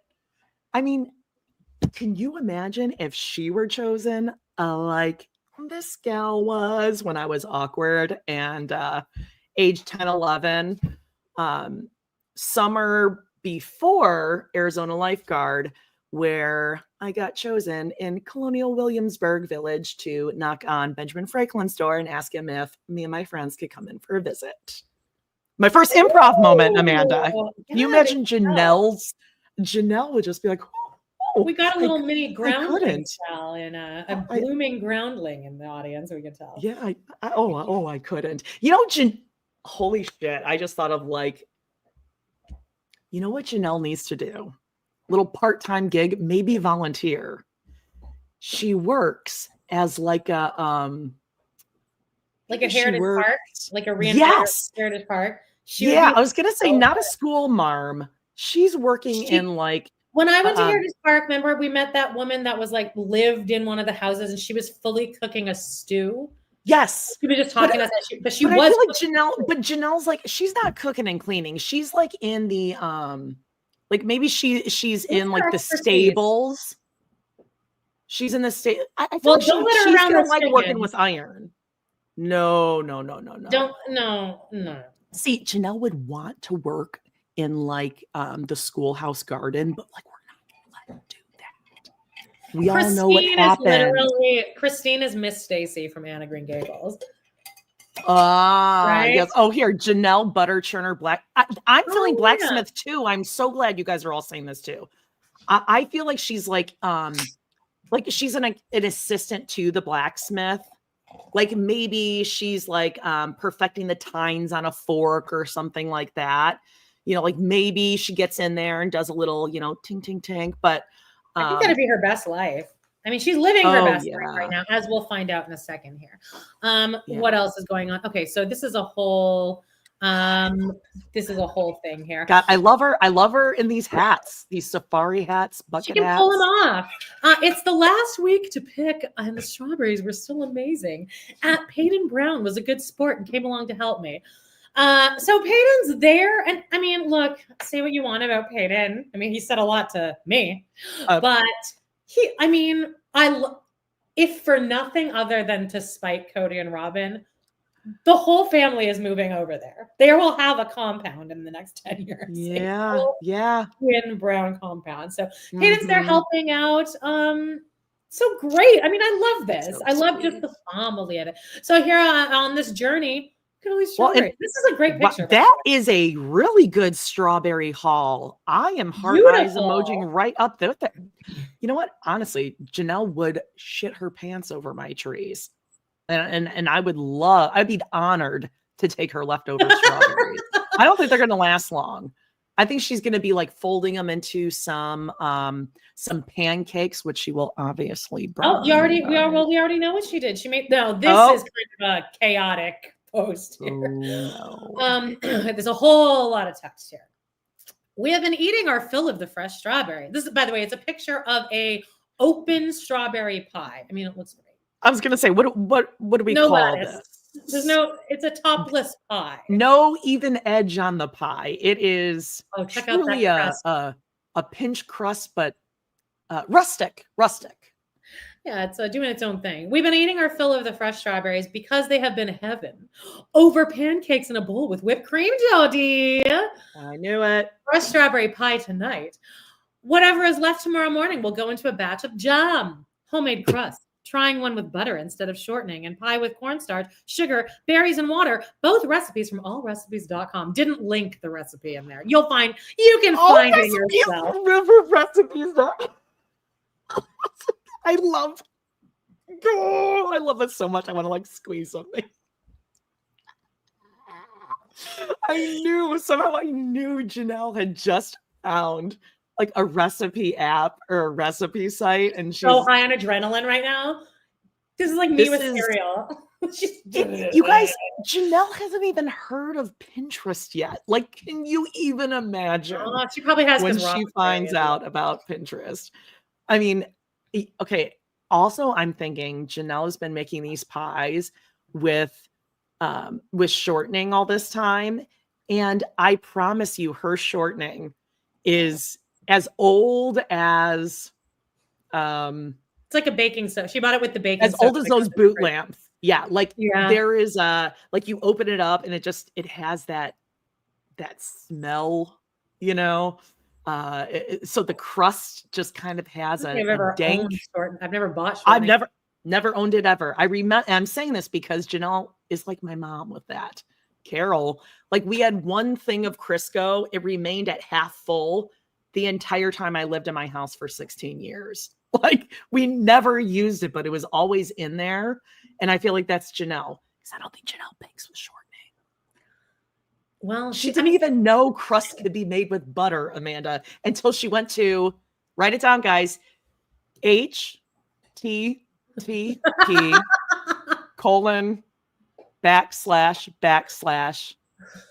www.allrecipes.com.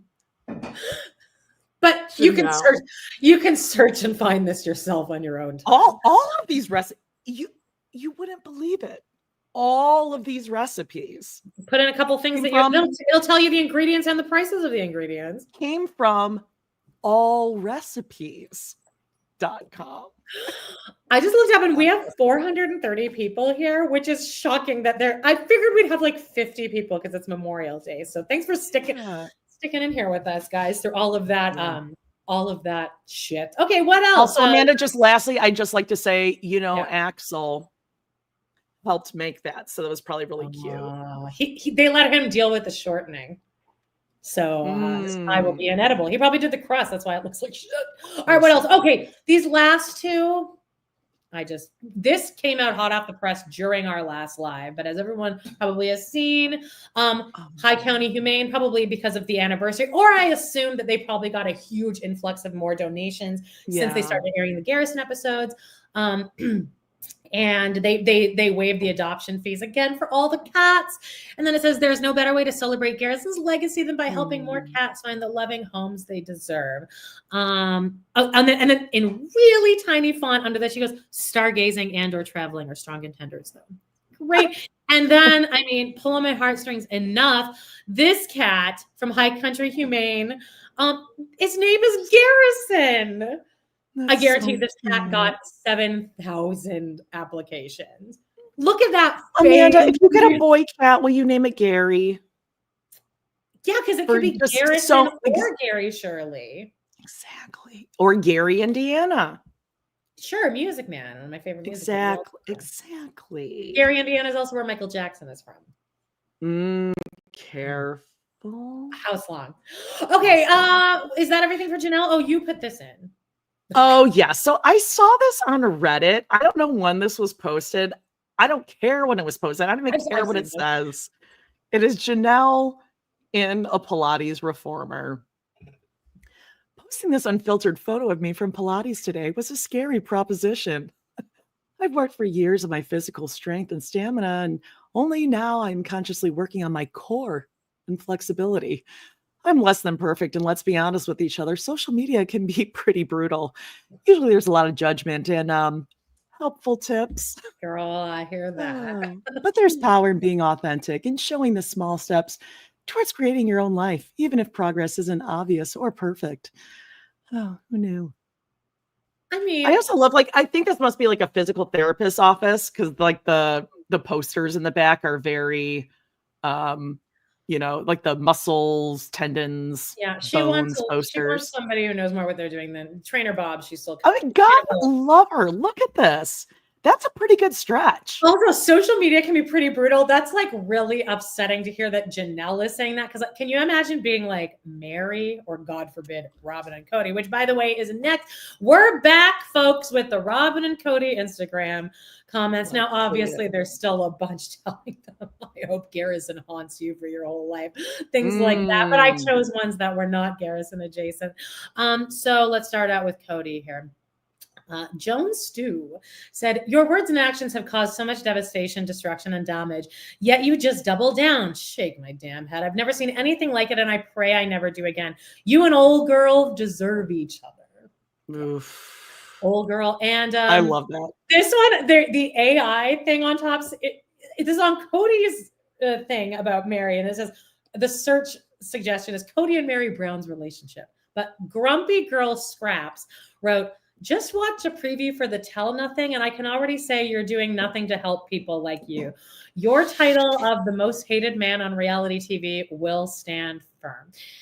I really think that they are. I think they are. They are. Big Ed, but people still, I think, maybe like Big Ed. Like our Cody. A lot of people just can't get enough of Big Ed. Like Liz, my doppelganger. Do you think Cody and Robin are more hated than Big Ed? Yes. Like they're the most universally hated, especially Cody. Some people like Robin, they'll stick up for her for some fucking reason, but Cody, I've never heard anyone liking Cody. No. It's like a secret. Like you keep that kind of hush hush. Yes, it really says what type of a man you are if you let Cody. Oh, by the way, speaking of which, I was talking to Dr. Adam yesterday about how Cody talks over Sukanya, and I'm like, it's almost as if like he saw something in like a manosphere group giving suggestions of like, hey men, if you want to win an argument, just don't let the woman get out a full sentence. And then Dr. Adam's like, oh, I have a whole episode about the manosphere, so he like sent it to me, and he's like, I would love to talk to you and Jody about this. And I was like, are you kidding? We can do a girl dinner called Explain It like I'm a woman with Dr. Adam, and he's like, you just tell me and I'm there. So that'll be a girl. He's gonna bring charts. Please. Words. I would love to hear I would love for him to explain the manosphere to us on a girl dinner. So coming up probably in the next month. That'll be fun. I mean, I will need to take like a propranolol, a Xanax, just like oh my God. My adrenaline is gonna be like racing the whole time. Okay, and then Robin. Jocelyn Grinsell wrote, Robin and Cody are the most hated couple on TV, and for very good reasons. And lastly, Elfie wrote, just a reminder, you still suck with the painting nails emoji. And 17 likes. And with that, let's head into our recap. Should I take a bathroom break? Yeah, take a little washroom break. And we'll see ya on part 2. All right, I'm going to go mute and stop. I'll let you do the little intro. You got it, babe. Hello and welcome to part 2 of our episode. We love to hate everything.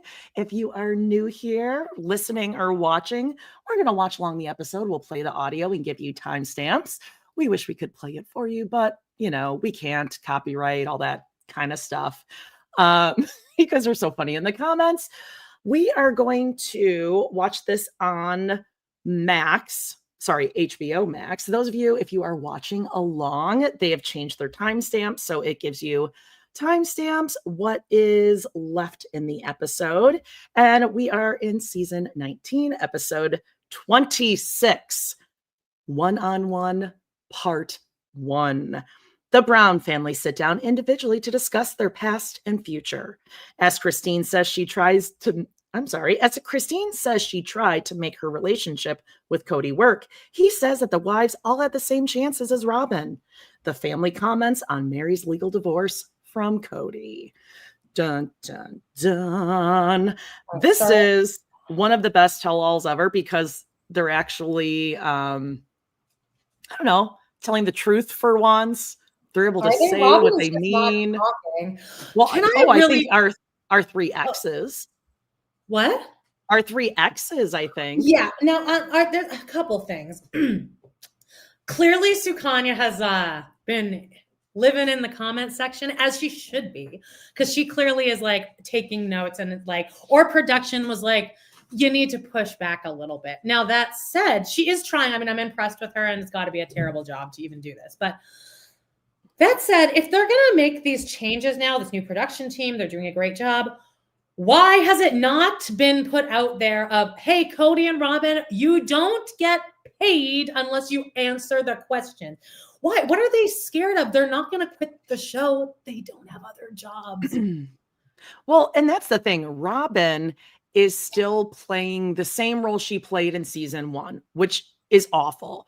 It's the I'm just like the quiet, shy, pretty wife. No, I don't know. I'm just like here. I'm like Cody's wife, and I don't know. Oh, you guys were talking about that? I don't know. I was just sitting here. I don't know.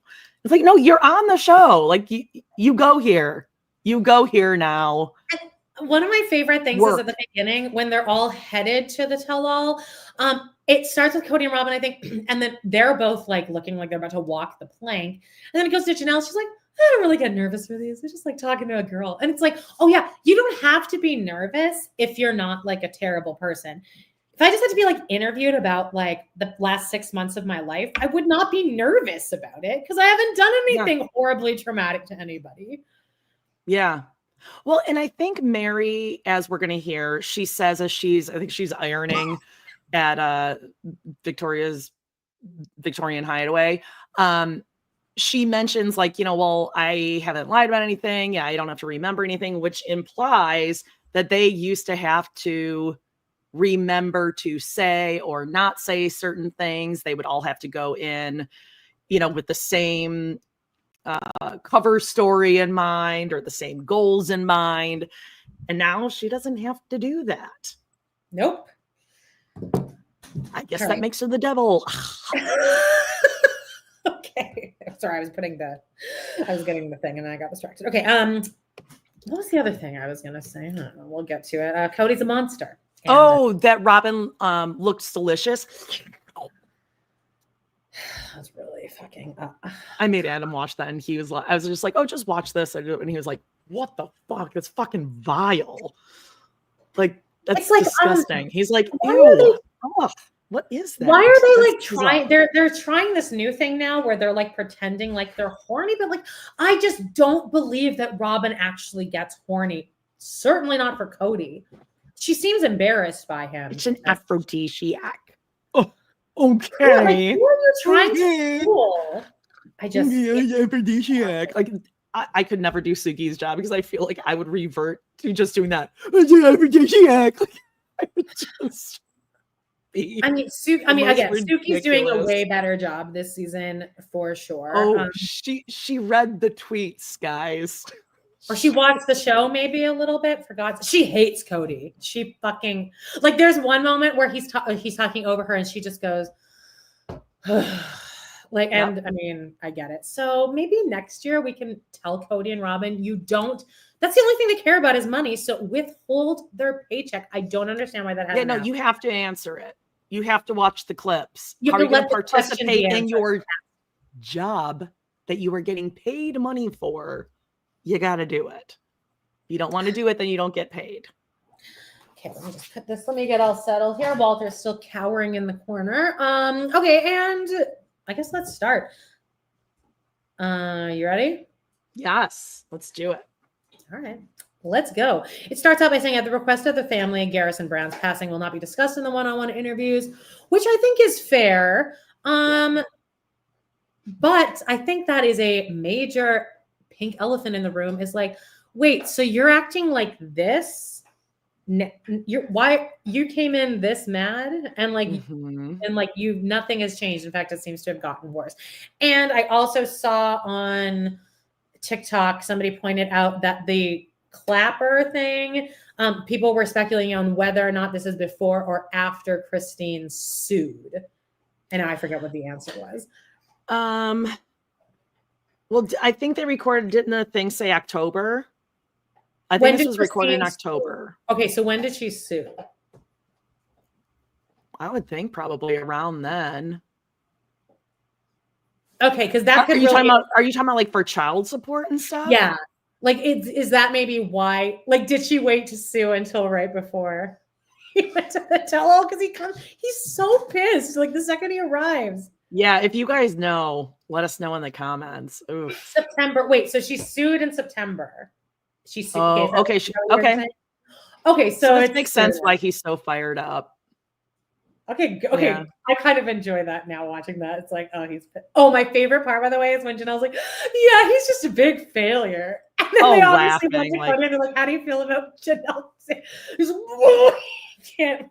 Well, and that's the thing. You just have to like laugh it off and not take him seriously, because that is what gets Cody, that you just don't take him seriously. And all of them, even Mary is getting there to, like, she just at least seems happier, but like Janelle fully doesn't care. And Christine really doesn't either. And like, they all look so good, and they all do seem like they have such a weight off. And then it goes to Cody and Rob. And it's just such an interesting juxtaposition. They are so miserable. Mm-hmm. Okay, ready? I'm at 44. 3, so 2, yes. 1. Mm-hmm.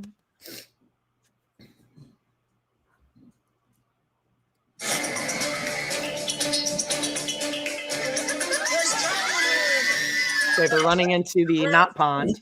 Flashback. Is over. Whatever I've done in these marriages, they're done. It's just different now. It's the end of an era. It didn't have to be this way. The first 3 wives have left Cody and moved on. What about us? What about you and me? Honey, I don't think we even exist in the same universe anymore. Karma's a bitch. I don't know how we define ourselves with each other from here. We're exes. Let's be real. We're getting married! I've never felt like this I before. had Never forgotten. been this much in love either. I never loved Cody as much as I love David. Now, Cody and Robin are left to figure out what comes next. Sorry, that is so not where I'm I at. can't talk anymore about reconciliation. It's difficult some days. There's days when I just feel like the idiot that doesn't Can I that skip doesn't know how to this? let it go. Sure. I think we're like right here. Yeah, let's Arizona, get started. over the next 4 hours, I'm sitting down 4 with Cody, hours. Mary, Oh, that's Robin, 4. Christine and David, and Janelle to David, talk we're gonna get him. into their past. He told me that he tried really hard to bring the other relationships up to what he thought, our relationship is and was. Oh, because that's fun. That's cool. 100% a lie. I don't think that that's fair. Why? Oh, because we're all supposed to be Robin? I'll tell you what, there's a divine aspect about my relationship with Robin, and we've been bitch slapped for it. I'm to the point where I'm walking around flipping 2 birds because I am so sick and tired and guilty for loving Robin. He knows how to push the buttons, but he doesn't know how to take accountability for the fact that he just pushed a button. I'm so mad. I'm afraid of the wrath that we're going to get. But Mary, he says some stuff about us publicly. What else is he? Jesus, this really is like a. I think you'll ever be able to settle down and have a conversation and be friends with Cody and Robin. I don't need it. I don't want it. I really just don't like them. Oh, man. I don't. Janelle knows how to cut him better than anyone. Yes. I don't like them. They suck. I don't want to be their friends. I don't like them. Ugh. Oh my God, she's killing it. Yes. All I right. don't want to know them. I don't want to be friends with them. I don't want to know them. Listen, Suki, right? Nope. I want to shut you down now. I know you guys want to shut me down. Yeah, I can. No, you can't. I don't have to say the answer. That of him doing a slow leg cross, He's like, I could never fuck that man again. Can you? If I couldn't imagine. don't even say that, because the thought, the sight of that man with crossing his legs and his disgusting curls everywhere, to say I'm And then disgusted. going, "No," like doing like a child voice. a lot. Pouting. No, it was exactly the no. And I'm not. It's like crossing is like, it is like a bratty little girl. Like It a makes me little judge bit- Robin actually, because I'm like, this is your man. Come get Yeah, your man. That's your man. That's your man. That's your type. That's Like, your type. You have a big house, but like, damn. Yeah. All right. Yeah. We're finally. That's an aphrodisiac, Robin. Okay. I think she's trying to also convince herself that she's horny. I mean, I don't really I don't Okay, understand. Here we what go. Okay, we're finally 42, starting the 55, episode. finally, It all felt right. good. We got it out. Two sister wives, one-on-one.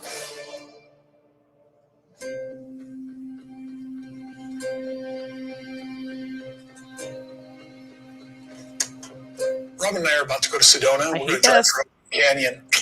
Beautiful drive down to Sedona. We're going to do one-on-ones there. So the drive's going to be nice. It's the only thing. The one-on-ones are extremely intense. We used to do them all together, and it's kind of like we were sitting here, 5 people who Brace were yourselves. loyal to each other, and we were literally trying to protect each other. Well, that's all gone. So are you excited about this? No, not at all. I'd rather have a root canal. Really? Wow, that's... No, No. Tell me how you really feel. Because you know that you know that you were a dick this season. There's no reason why you would compare it to a root canal if you really thought you did nothing wrong. Yeah, and her like, and that he's surprised. He's like, really? Oh, I'm ready to have a root canal because everyone's just gonna gang up on me. It's just gonna, it's gonna be so terrible. Oh, yeah, I really hate these. Everyone's just so mean, and I don't know. Also, he just learned about his chef's kiss that he features several times throughout this episode is reading very smooth. Like he just learned chef's kiss and he's doing it all the time. And you and I both know how we feel about it. We're pretty triggered by the chef's kiss. Now we've kind of owned it. Yeah. Also, can we talk about this? Thank you, Big Boss Bowser. Cool blouse, Robin. What in the fuck is going on with her blouse? I took quite a few photos because cut out. Yeah. Like it looks like paper dolls. Yeah, like the arms are stiff. Are like starchy and pressed. out. Yeah, starched and pressed. Like a cowboy cutout legs. Like, hey there, barrel arms. But then look at, this is what doesn't make sense. The shoulders, see there's pleats on the shoulders. So the shoulders have this like puffy thing, but the arms are also big. But look at the collar. It's the combination of the collar and the shirt sleeves here that make it such a weird fit. And there is Cody's tongue. Oh, God. So we're about to get into licking. This. So. And what's Robin doing as he's licking? Just watch it. I think she actually seems mortified. I think she is mortified. She should be mortified. But what does she do? She does a silly little look on her face. Oh, she does a beaker face. Oh, Cody. Her smile is just a beaker face now. But you know what this means? This means he goes all the way downtown. I get that too. I'd be like, we're breaking up now. Like, ew, that was so predatory the way he does it. Well, let's get to it. Yes. Yes. Okay. He's about to say it here. By the way, they're gonna reference the tell-all where she looks really good, and she does look really good in it. But I'm like, so that one from season 1, because she's looked worse and worse in each tell-all. Well, I'll tell you why she looks so good here. She was starving herself, very thin, and she was 25 years younger, 20 years younger, and she had 2 less children at the time. Yeah, and that also kind of comes across as even more predatory, that Cody's lusting. Oh, I love that picture of you from 25 years ago. I'd be like, thanks. Yeah. Oh, remember when you were like thinner and younger and you didn't have kids and you were happier? Look at the corners of her mouth here. I'm not exaggerating. They're going up. Now compare that with, get ready, that down. All the way down. Yeah. She did look very pretty. It's like she doesn't look like that anymore, Cody. So yeah, also it's a ton of makeup and like studio lights and all of that. So she probably did look great because it is airbrushed makeup. So like it's not even your skin tone. It's just a mask that's sitting on your face. All right. Well, let's hear him. Let's do it. One-on-ones. It was pretty scary. It was exciting at the same time, but it's very scary. But they did Robin's makeup. I know. It was magical. I can't get over that. Every time I look at that picture, I'm like, Okay. Other than how disgusting that was, he says every time I look at that picture, so that means that they must have like printed a picture. He has a photo of it. Like that either. There's something really awful about that too. Yeah, and just the like the your children are watching this, and this is about the woman that you know they hate, who has been a monster. Like, can we just take all the sex shit off the table? But he does it on purpose, though. I still think that they are sticking it to the family again. They know that they're going to see this, and they love. That's why they're doing this. Absolutely. Susan, thank you for becoming a member. Woo! Party. I love it. Yeah. 41. Also, Robin's hair probably didn't move the entire time in that convertible because like the curls are just like curled in. Yeah, oh yeah. Well, he puts the thing up as they're driving away. It's 4148 left. Delicious looking. Delicious looking. Okay. Enough. Monster. We're at Janelle's. Are you feeling nervous about what they're going to ask you? No. These things have never stressed me. Janelle just has a backpack on, a Jan sport. And a cut off short sleeve sweatshirt. It's so amazing. She looks like she's going back to school, like she's in For sure. college. And And she's that's what going she's back bringing. on campus. She's getting on a plane and going to Sedona, and she's like, "Who's coming back there?" No purse either. You know, Suki, she's pretty nice, but like, gotta be careful because she could be tricky. She's tricky and saying things that you really feel. Because I have nothing to feel bad about at all from this year. I mean, when we start talking about trees, anything's just nothing's off limits. No, Janelle's ready to fucking fight here. Well, because the show would have just started airing here, right? Because when did it come back? Like the show just started re-airing. Yeah, I was gonna say in like September, October. Yeah, right. Because I remember specifically that Christine. Do you guys remember when the show came back? Can somebody put that in the chat really quickly? Yeah. Christine, I remember, did sue pretty soon after the episode started airing. So I think they watched this and they were like, "This man has not changed at all. Fuck y'all, suing you." So I think Janelle's kind of excited too. She's like, "Yeah, I'm gonna go stick it to real nice. I got a few one-liners in the noggin here." September, so it was right around the same time they all. She's in her YOLO era. Who knew? It stands for "You Only Live One Time." And then the thing is, she just went through this huge trauma of losing her son. Like, Janelle's like, I've been through the ringer, so like, I could give 2 fucks about this tell-all, and if I'm gonna hurt Cody and Robin's feelings. I mean, she's been through an actual tragedy, like things that actually matter. So so is Cody. You wouldn't know it, but I guess. Although he does say in this episode that he doesn't love all of his children equally, which we all knew. But okay, let's do this. Let's do this. Okay, I just had like a second wind remembering that. Okay, 4132. Up about these, but these don't really ever bother me. Suki's really great. She's hard. She asks hard questions, but she's nice. But I still have to watch because she's nice, and so I forget.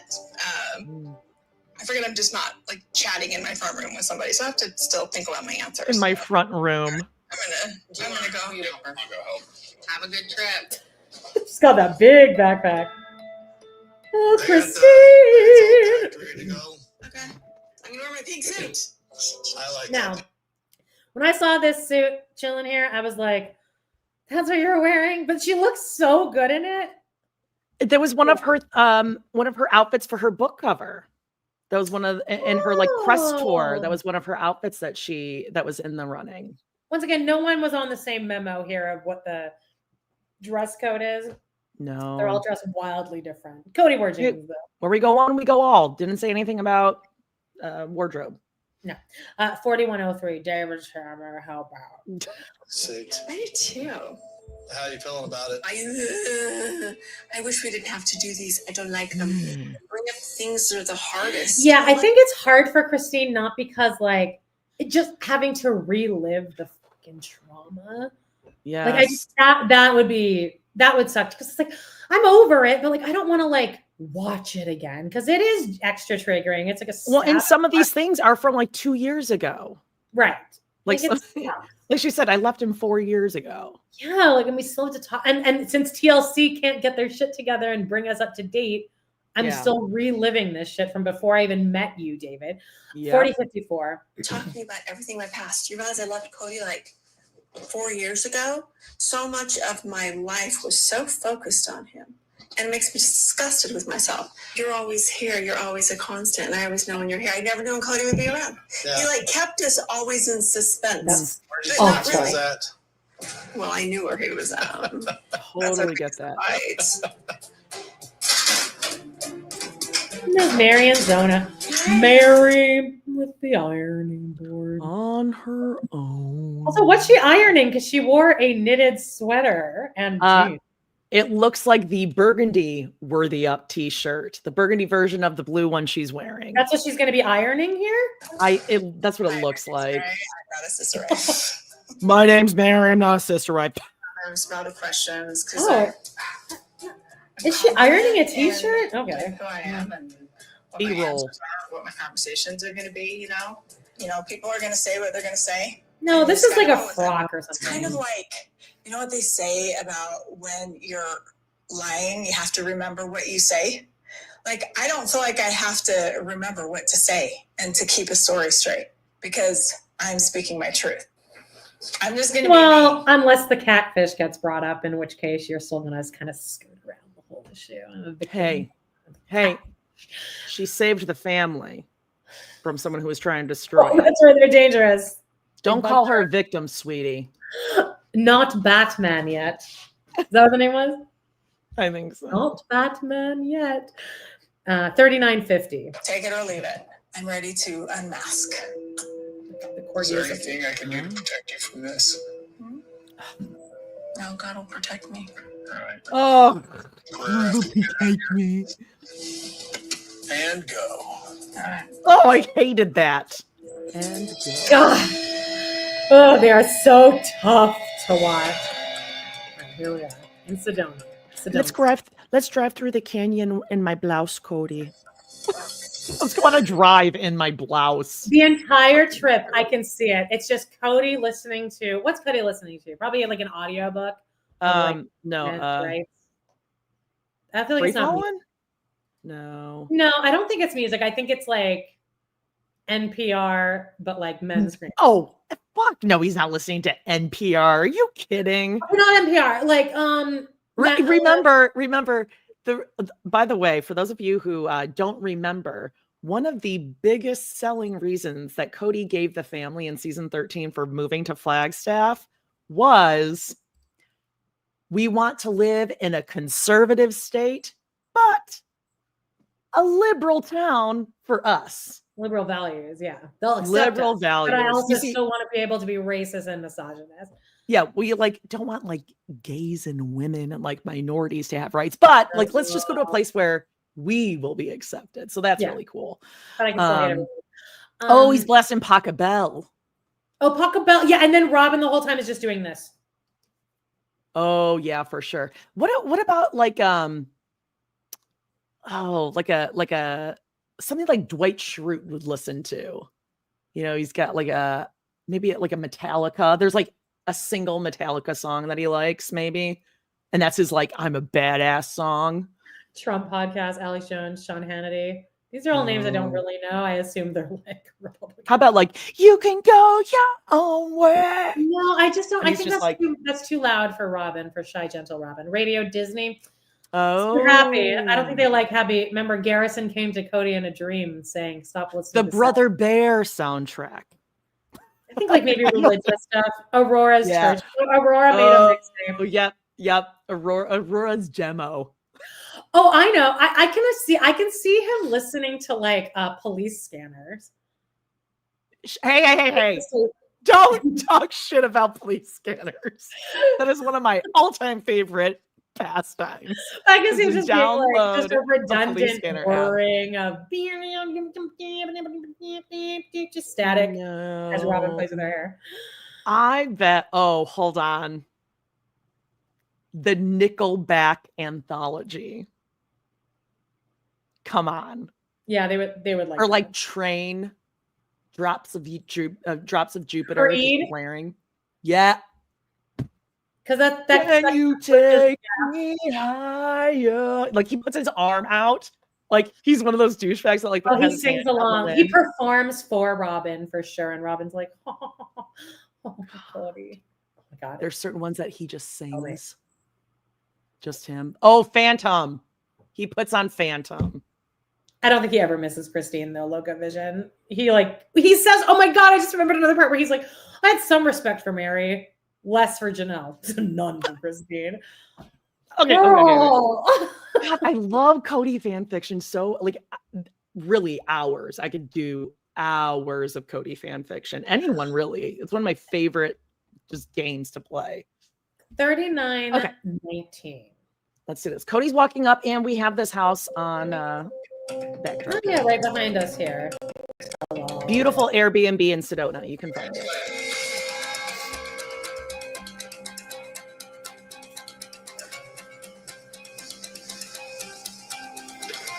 Hey, Cody. Welcome to Sedona. Well, it's almost home. How are you? Good, I'm all right. I'm doing all right. Excellent. How are you? I'm well.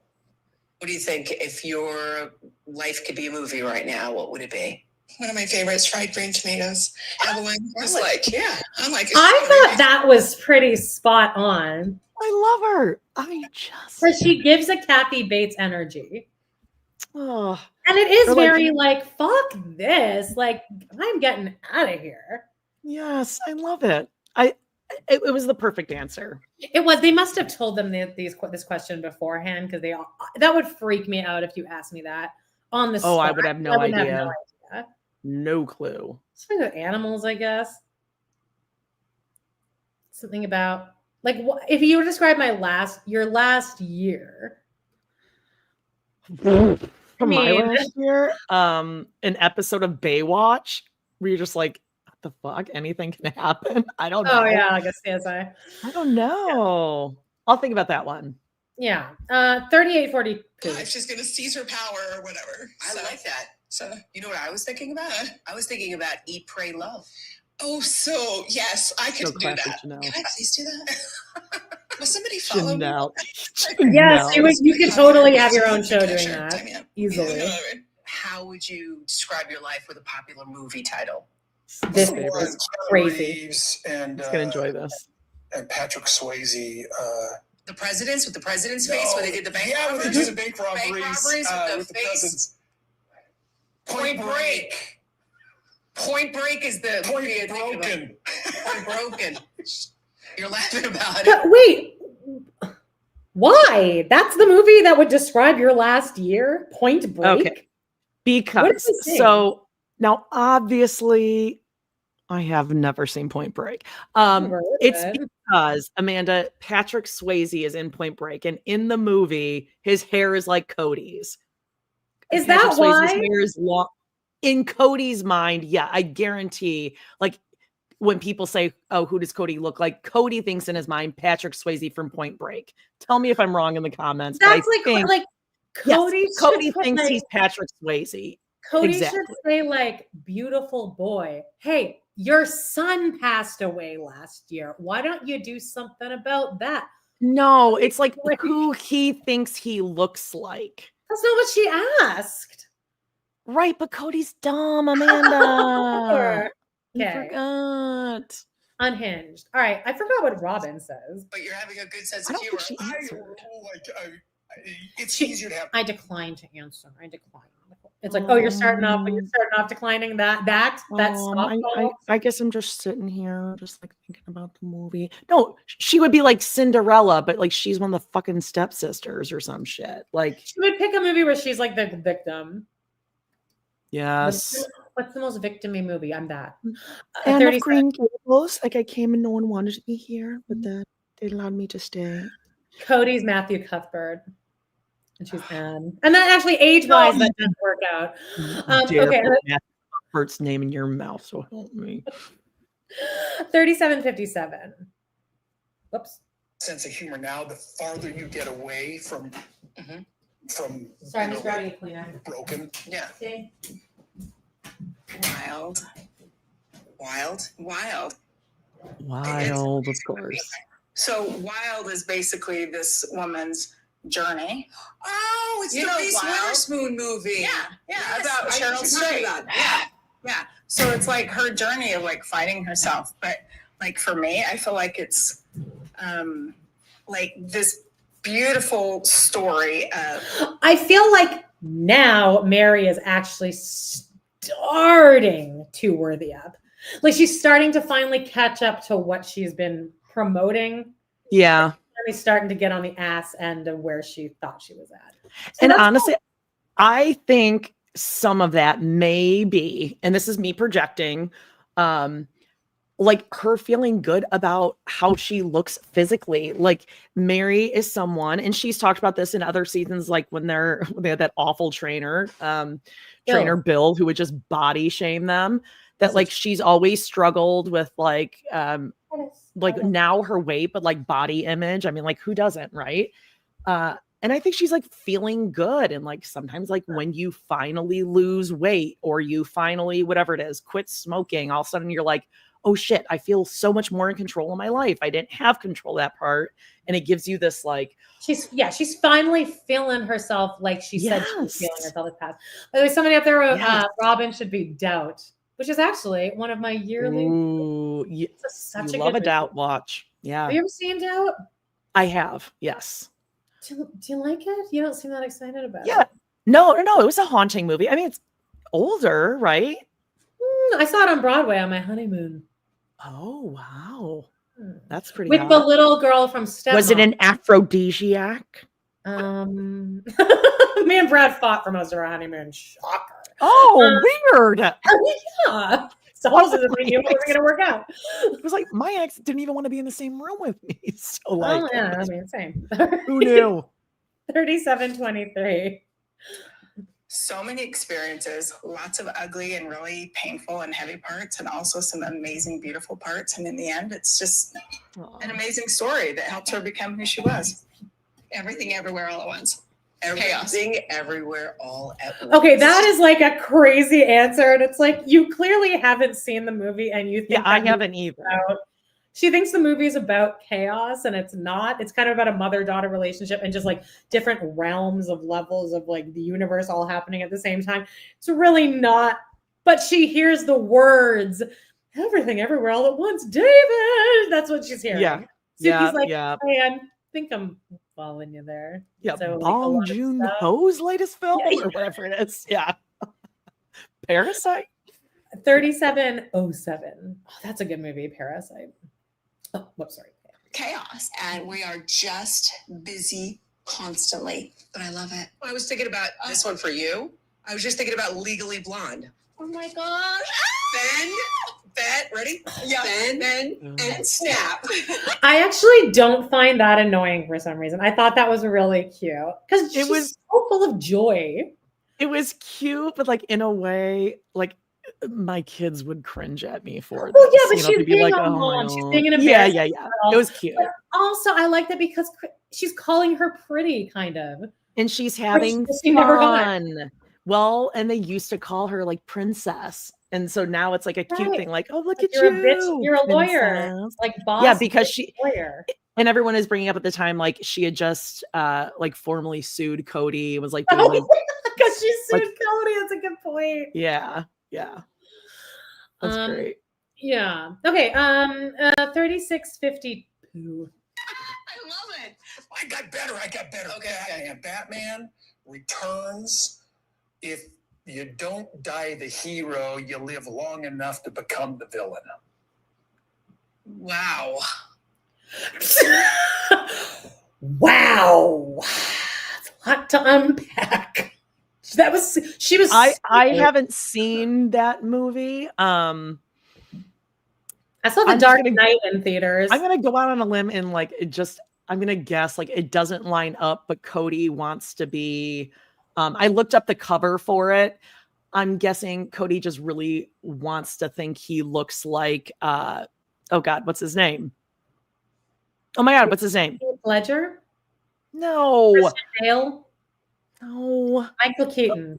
Michael Keaton. Mm-hmm. I think he wants to think he looks like Michael Keaton, and you know who's in that movie? Catwoman. Michelle and Robin could be Catwoman. She also likes dressing up in costumes. She was Cleopatra once. He quoted the wrong movie, says Jacob. A man, Jacob. Dark Knight. Yes, you would know, Jacob.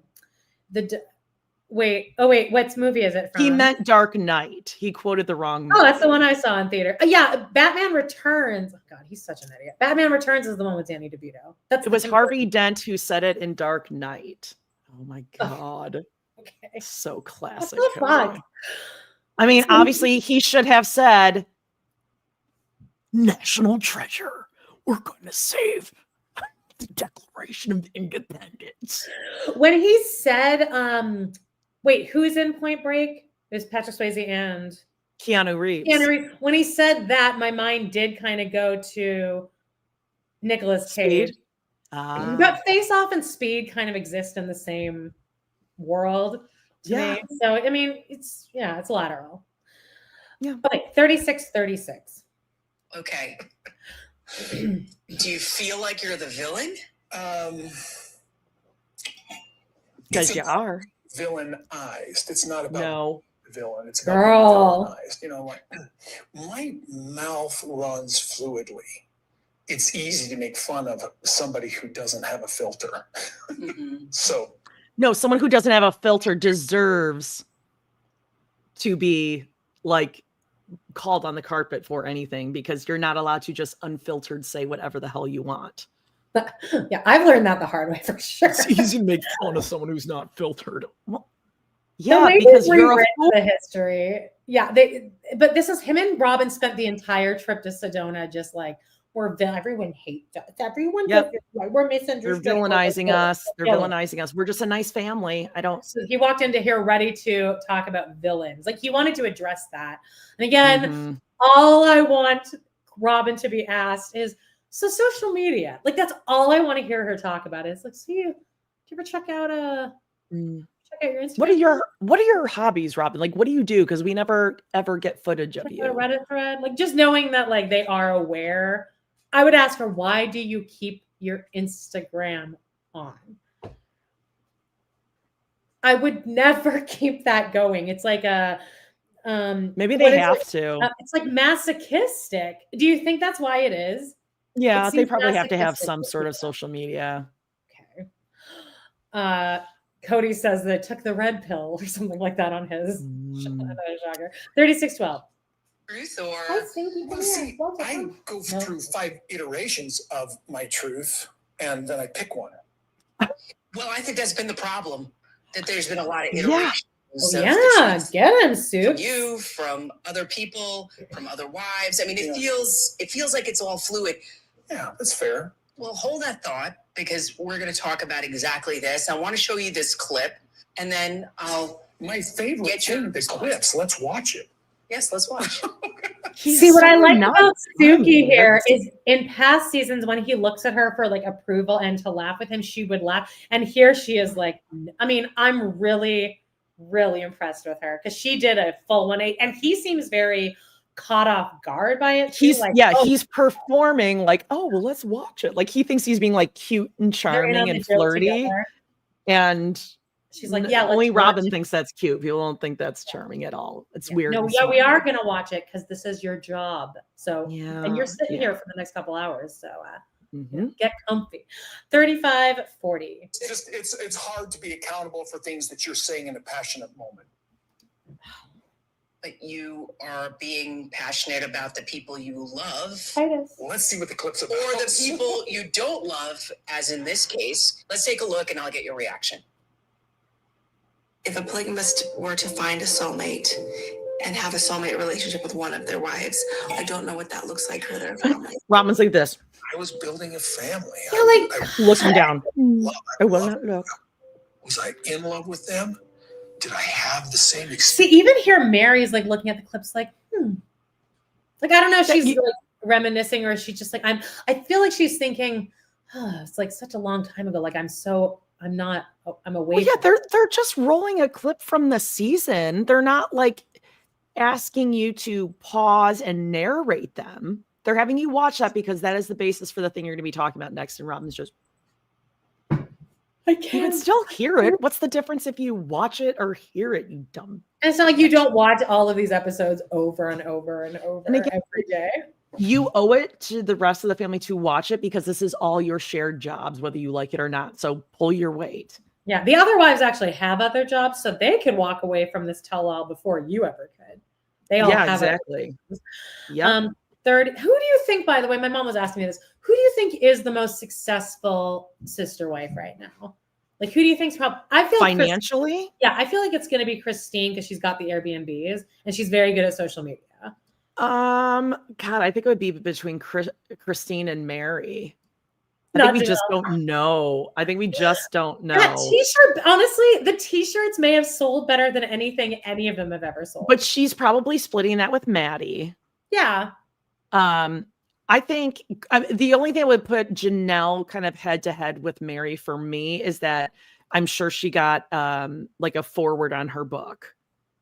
Sure. She also does Plexus. Yeah. Like she's still at least middle on Plexus. Yeah, I think Christine, between the Airbnbs and all that, and I'm sure, she still has to be paying her mortgage on those. Mary has those 18 members that were the up though. So. Right. Yep. Okay. 3506. With each one? No, never. That's a hard confession to make when I was working really hard to hide what Robin had. There it is. While I tried to promote everything else. Honestly, Janelle, I wonder, because some of the things that he's saying. No, I know. He never loved us and he never wanted to marry us and he felt forced to marry us. It's like, okay. No. All right. Do you believe it? I don't. No, I don't believe it. But he's always been so wishy-washy back and forth. When I met you, you loved your wives. Yeah, I loved them. Okay. Why are you 'Cause rewriting now we're not- the past? I'm not rewriting the past. Yes, you have. No, I'm not rewriting the past. I'm being honest about it because explain that to me because that doesn't make sense. all of us are rewriting the past. I mean, Mary's rewriting it like crazy. I'm rewriting it, I'm sure, because yes, I probably loved them. I had Robin convinced I was in love with them. I didn't know.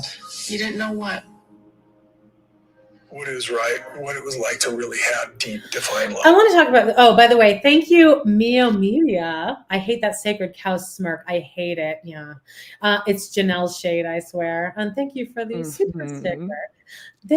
Thank you. This divine love. I wish someone would, Janelle did call it out a couple of weeks ago, but that it's not going to be the same. Cause again, you met Robin at a time in your life where you weren't in the trenches together. So like you can't possibly compare that when you're meeting someone with like, and you can just kind of start and you have money now. Like it's just, you cannot compare it. So it's really fucked up to even compare that to like the women when they were all living in a single wide trailer together and then meeting Robin when you're not in that situation anymore and there's zero stress. Yeah, but like, I mean, Cody just laid it all out there. I had convinced Robin I was in love with them. Yeah. I had convinced the ladies I was in love with them. And I didn't know what he was going to say was, I didn't know that like, I really wasn't in love with them until I met you. Like, then I knew what love was. But again, if he met any of them at the same time, maybe he would have fallen in love with Christine the exact same amount, but he already went through all that horrible life together beforehand. Yeah, well, and I think Christine and Mary and Janelle all had said, like, if you just love Robin and just want to be with her, fine. Like, that is fine, but let us go then.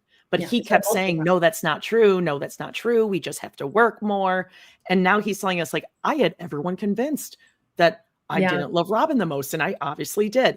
Now, I don't believe that he told Robin that like, oh, he loved them all equally. He absolutely went home and they laid next to each other at night. And they were like, I love you the most. I've never loved anyone like this before. Her aphrodisiac is knowing that she's Yes.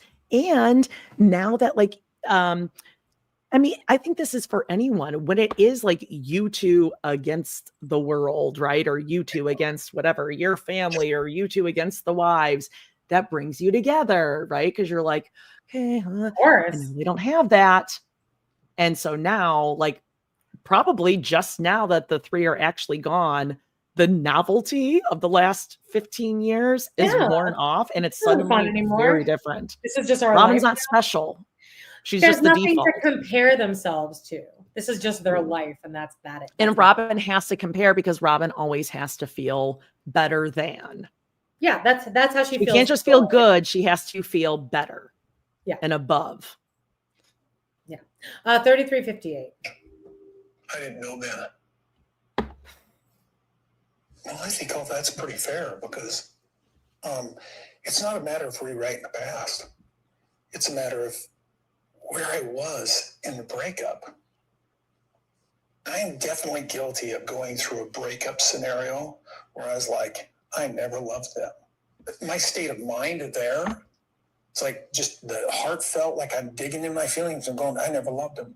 And that's because of the space that we were in. A marriage relationship has to be nurtured.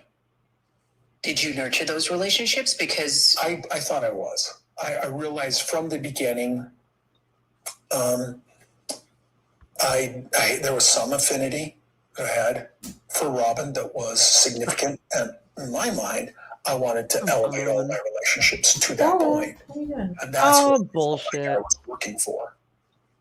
were you in love with Cody when you got married to him? I was, yeah. Mary. Did you think Cody was in love with you? He was, yeah.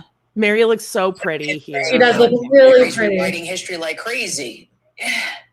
I think it's an easy way to blow off the fact that he doesn't want to admit that he really did love me, and it's fine. Like, my big thing is, why don't you just say for once that you did? Mm-hmm. And because he told Robin otherwise, and then he'd have to admit that he lied to Robin. that's okay to change your mind, or that's okay to meet somebody else and fall in a different kind of love and in this deeper love.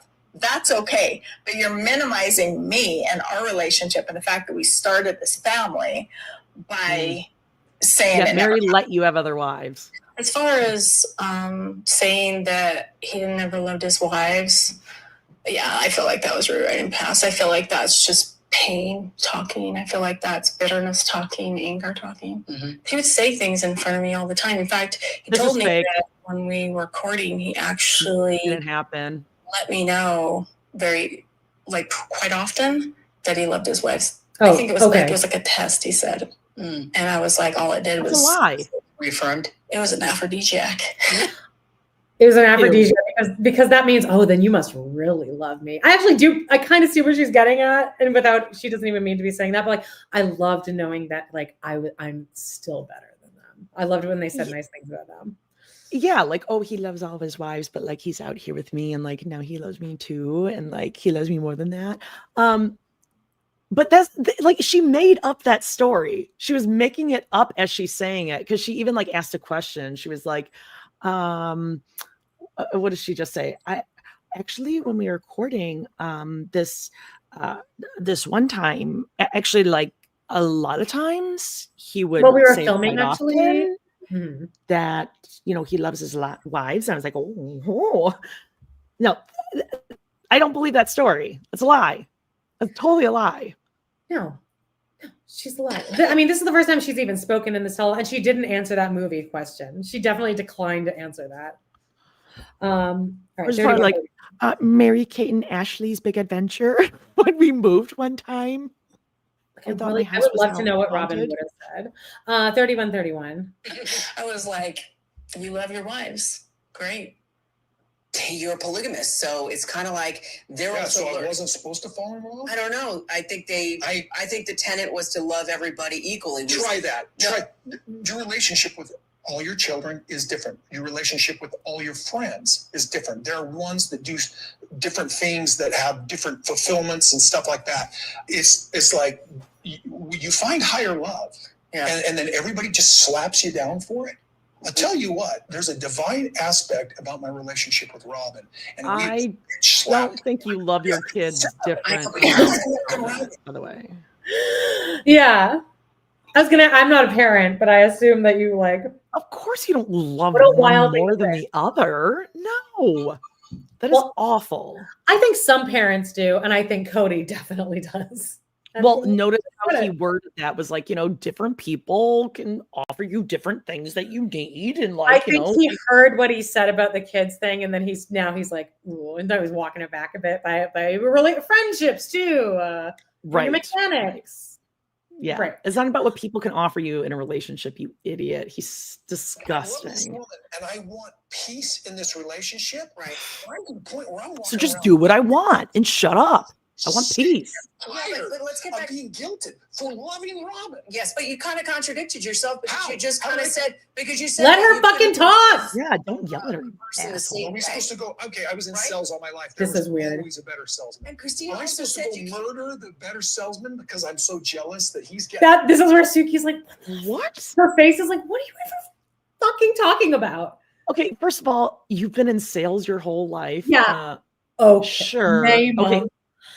I mean, we're talking like gun sales. Like, he's talking like he's cold calling, in the tech industry and all that. Yeah. Okay.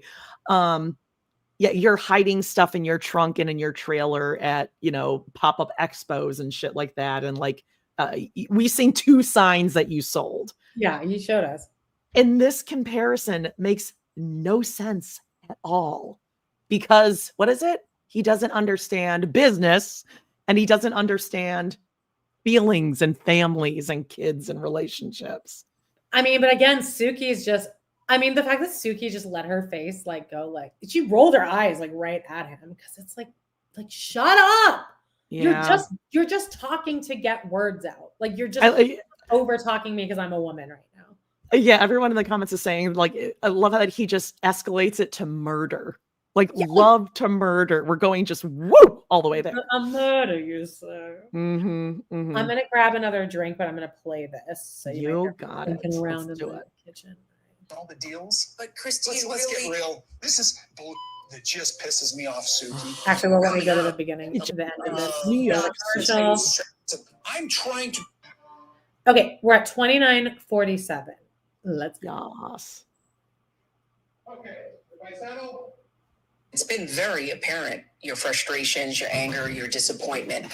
But what we've never heard is that the fact that, you and Robin really did have that deep love. And I think that was really rooted in some of the accountability that you did not. You cannot ever blame the fact that Robin and I had a deep love on the way that these other relationships went.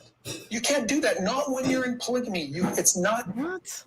Help me understand that. Let's just put it this way. Robin was good at communicating with me and loving me. And negotiating with you. Yes. And respecting herself. Okay. If another wife wasn't Respecting in that herself. space, they still had the opportunity to do it. Each of these relationships had its own opportunity for success and failure based upon the 2 people who were married. He says the reason that this whole relationship with Robin works is because they have communication, they have negotiation. Let's just let this lady say it for us. Self-respect. Like I respect Go ahead, myself. Janelle. You respect yourself, obviously. You have self-respect, but did he respect you? That I don't know, honestly. I didn't realize, such a weird and embarrassing thing to admit, but my life was just wrapped up in what Cody needed and what he wanted and what the family needed and wanted. I was probably more fixated on that man than so much. Explain that. So it was like, even when he wasn't there, I'd be thinking, whenever he gets here, we're going to do this and this and that. And this is true because we saw this play out over the course of 19 seasons. That he was constantly fixated on him, worrying about when he's going to be there, making sure that everything is like perfect and like. And she always has said we're kind of chilling, and then he just blasts in the door, and now we have to like rearrange everything. Yep. If he doesn't want to do it, then we're not going to do it. If he does, he's going to be there complaining. And she says, I would never want to blow. She said, I never wanted to pick fights because I get such little time with him that like you got to pick your fights because you only get this much time. Yep. Totally been there. This comment, I think it just hits the nail on the head, Teresa. I think respecting herself means dress up pretty for him daily. And being a yes man and reaffirming and justifying all of his actions. Yeah. Janelle didn't respect herself because I'm going to go out on a limb and say, Cody thought she was overweight. Christine, whatever the hell, he just didn't think she was attractive. Right? Yeah. Then you're just not Robin. Robin knows how to love me. They all were spitting. They were pregnant most of their time with you. So sorry they weren't like 30. Yeah, obviously they gave him some time because, you had 13 kids between the three of them. Yeah. So you found them attractive enough. 28 minutes. Because he didn't just insert into my life. He didn't just do whatever we were doing. We had to change what we were doing to accommodate him. Right. And that's not okay. That's not fair. That's making it so our lives are focused on him. Yeah. And that's frustrating to me. And it's embarrassing that I lived it. Yeah. You know? Do you feel that he didn't Yes. respect you? I don't know if I would feel like he would need to. I don't know. Maybe in some roles, maybe in some ways he did. Did you respect them? This is crazy. This is crazy. I actually had way more respect for Mary than I did for Janelle, and probably way more respect for Janelle and Mary than I did for Christine. But now we have to remember that Christine just sued him a couple weeks ago here. So he's trying to, he's It's fresh. Yeah, I have no respect for that fat bitch. Yeah. 27-16. To be fair. Do you think Christine realized that? Because she felt that every time that you would come over, every time that you would spend time with her, she was very fixated on you, making you happy, making sure there were things that were special. That's what she says. Oh, wait. That's what she says. This? Yeah, well, okay, she was great at cooking me a meal. Oh, I'll never forget you. Fucking piece of shit. When I made like a couple dinners for like my family that was in, and I said, "Oh my God, like you have to do this all the time, like just cooking a meal for other people," and you instantly came back with, "It's the worst part of parenting," and just imagine and how much effort it is to have someone just degrade that and just brush like, I don't want it. I don't like that. Yes, I don't like she's that. great at cooking me a meal. Well, that's a huge deal. It is the worst fucking part of for me. The worst part of being a parent is the food. And now I have like 2 kids. Paige is much better, but like Charlie is like legit like ARFID, like severe selective eating. But even that aside, like I don't even know what I want to make for myself for dinner. And now like it's just every day, and it's like they got to eat before school and at school and after, and like, oh, I just want to get what I want. And then like, oh, and then to have him just say, yeah, oh yeah, she was like good at cooking. And Cody is very picky in particular. Yeah. So imagine it's not just like Christine whipping something up, and you know, Christine like cooks all this shit from scratch. So it's like fresh bread and homegrown green bean casserole and all this kind of shit. And the way he's just like, oh yeah, whatever. Have we seen Robin cook anything? German pancakes in the oven in the morning at 4. Yeah, we saw Robin cook her bomb lasagna twice with cheddar never even cheese. saw her cook that. We've never actually seen her in the kitchen doing anything. Yeah, bullshit. 26:52. I mean, but I don't think she was fixated on my happiness, because I was struggling to find happiness because I was always being reminded that she wasn't happy. Because that's your job as a husband. Does it feel not respected by you? Probably. Well, that's a huge problem.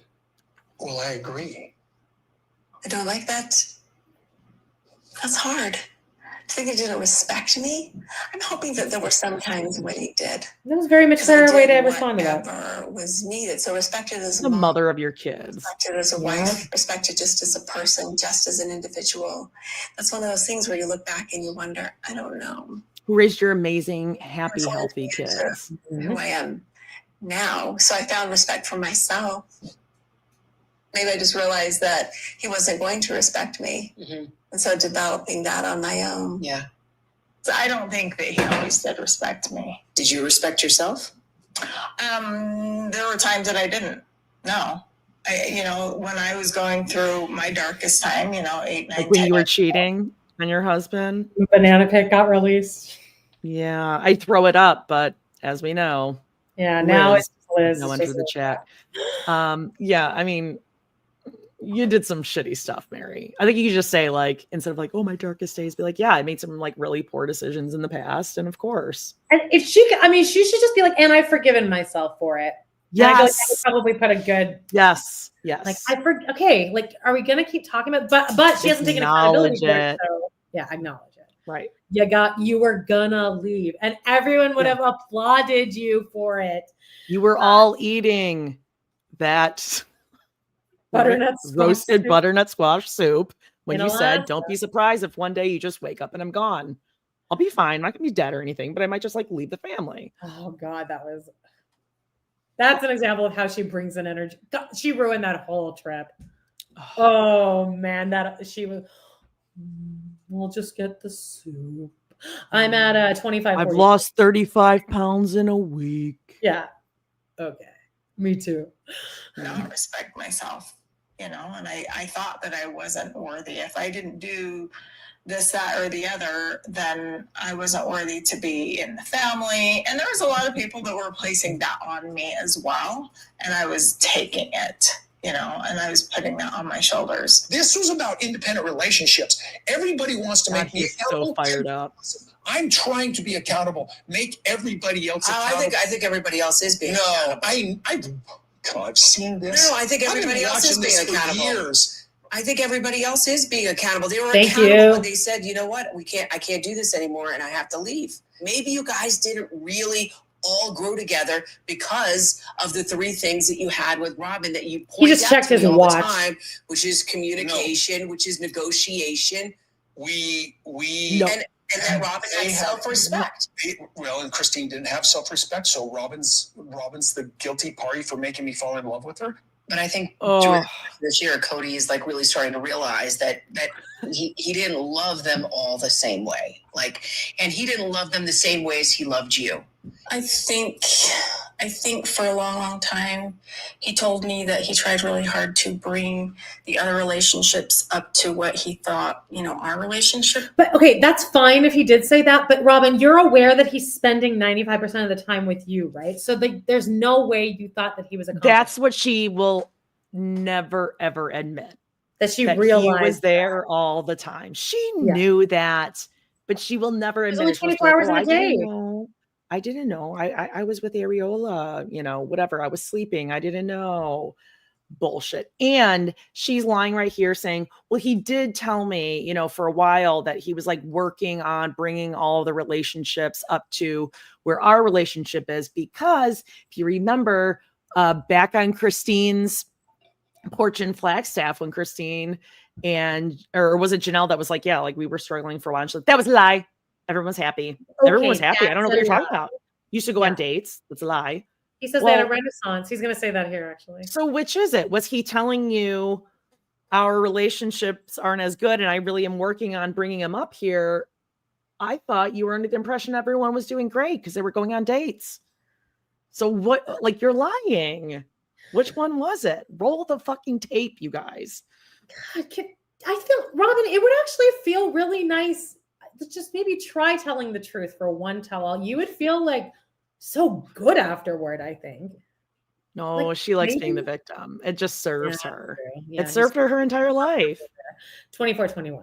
I do have the 2 dogs are getting picked up right at 2. But if not, they already know that it's going to be a quick handoff. So we're fighting the clock. We're good. Put it on mute for a second. He was he wanted that with all of the relationships, but it was just like, a relationship is based on the 2 people in that relationship. Right. So I don't know.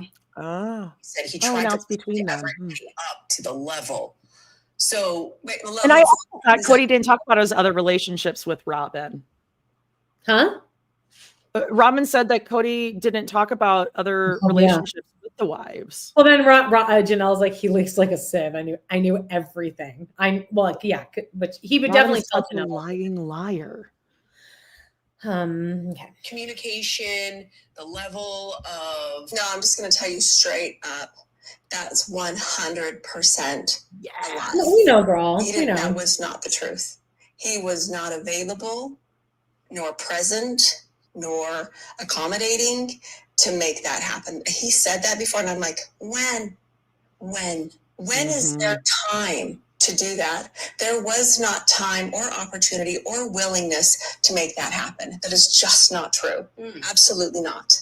I felt like he wasn't interested in developing more of a deeper, richer, whatever relationship with me, because I felt from the second that Robin came into the family, his focus was on her. And he was like, hey, what is this? Yeah.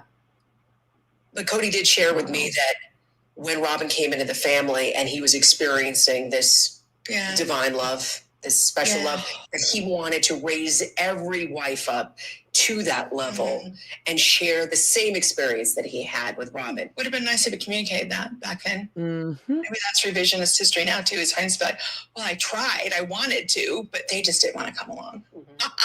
So you never experienced him. Oh, her laugh. Straight up laughing at him. Tickles me. Talk about that with me. I don't think that that's fair for him to even say that. Why? Oh, because we're all supposed to be Robin? Mm-hmm. I'm sorry. I am Mary. I'm not going I thought that was her most endearing moment of this episode. I am Mary Davenport Brown, and I am here to say, worthy up. I don't use that. I think that probably took a lot. I think that's a big step for Mary to just own herself. Yeah. Yes. Yes. No, I'm not Robin. I'm Mary. And I think we all should tell ourselves that more. We I am should. Aminata. You are Aminata. I am Aminata. And I am Liz Liz from 90 Day Fiancé, Ed's ex. And we have a new background up. This is from the Airbnb where they're shooting. So we're gonna leave this up. Just gonna change it up. Oh no. We have a super sticker again from Mio Media. Thank you again. I'm sure the watch check is a signal to production. Oh yeah, well, it's just it's also just a disrespect in general to the interviewer. I don't like this. I'm not gonna do this much longer. Oh, gross. I want to punch him. 2229. to be Robin. I don't want to be Robin. I'm going to be my own individual person. I don't want to be her. Her. If they're great together, that's awesome. I think that's really an unfair statement. Thank you, Mary. Polygamy can be equal but different? Only if he accepts Marion. He didn't accept Marion. He didn't the past 12 or 14 years, or maybe even more. Because what he's saying now is that he never left me. She's so upset about that. That's that he had never married me. That's really cool. Yes, it is, Mary. To come to that realization and never share that little, minor. Because he doesn't need to say that. It's unnecessary. That's a really cruel thing to do. Thank you, Mary. Yeah. A realization, getting. Oh wait, sorry, I went ahead of you. For you personally, Did I want us to. Should be at like 2110-ish around there. 2112.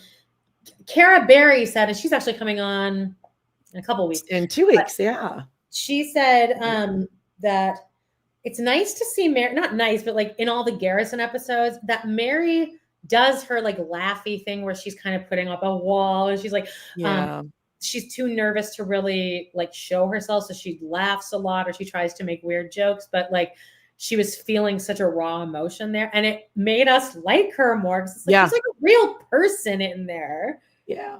Like a real normal person. Mm-hmm. It seems like she actually probably would be fun. Like a girls group, I think would be fun with Mary. I don't think she actually brings an energy into the room anymore. Not with friends. Not her friends. I don't want to hang out with her. Put her in a bad mood now. True. Stay away from mine altogether. 2112. I feel like this season you finally made that decision to separate, and it was almost like a realization, for you personally. I want us to watch the clip because there was a certain word that was used that he wasn't very happy about when it came to getting that spiritual release. Yep. Okay. All right, let's talk about it afterwards. I had moved on a long time ago, but let's just be honest here. I was afraid of what she would do if I ripped off that Band-Aid. I'm at a place that, like, let's just separate this completely. I got a phone call from the church leader who said, we've given Mary a release. They did say that it was on the grounds of abandonment, and I know he doesn't like that word. I feel like he did.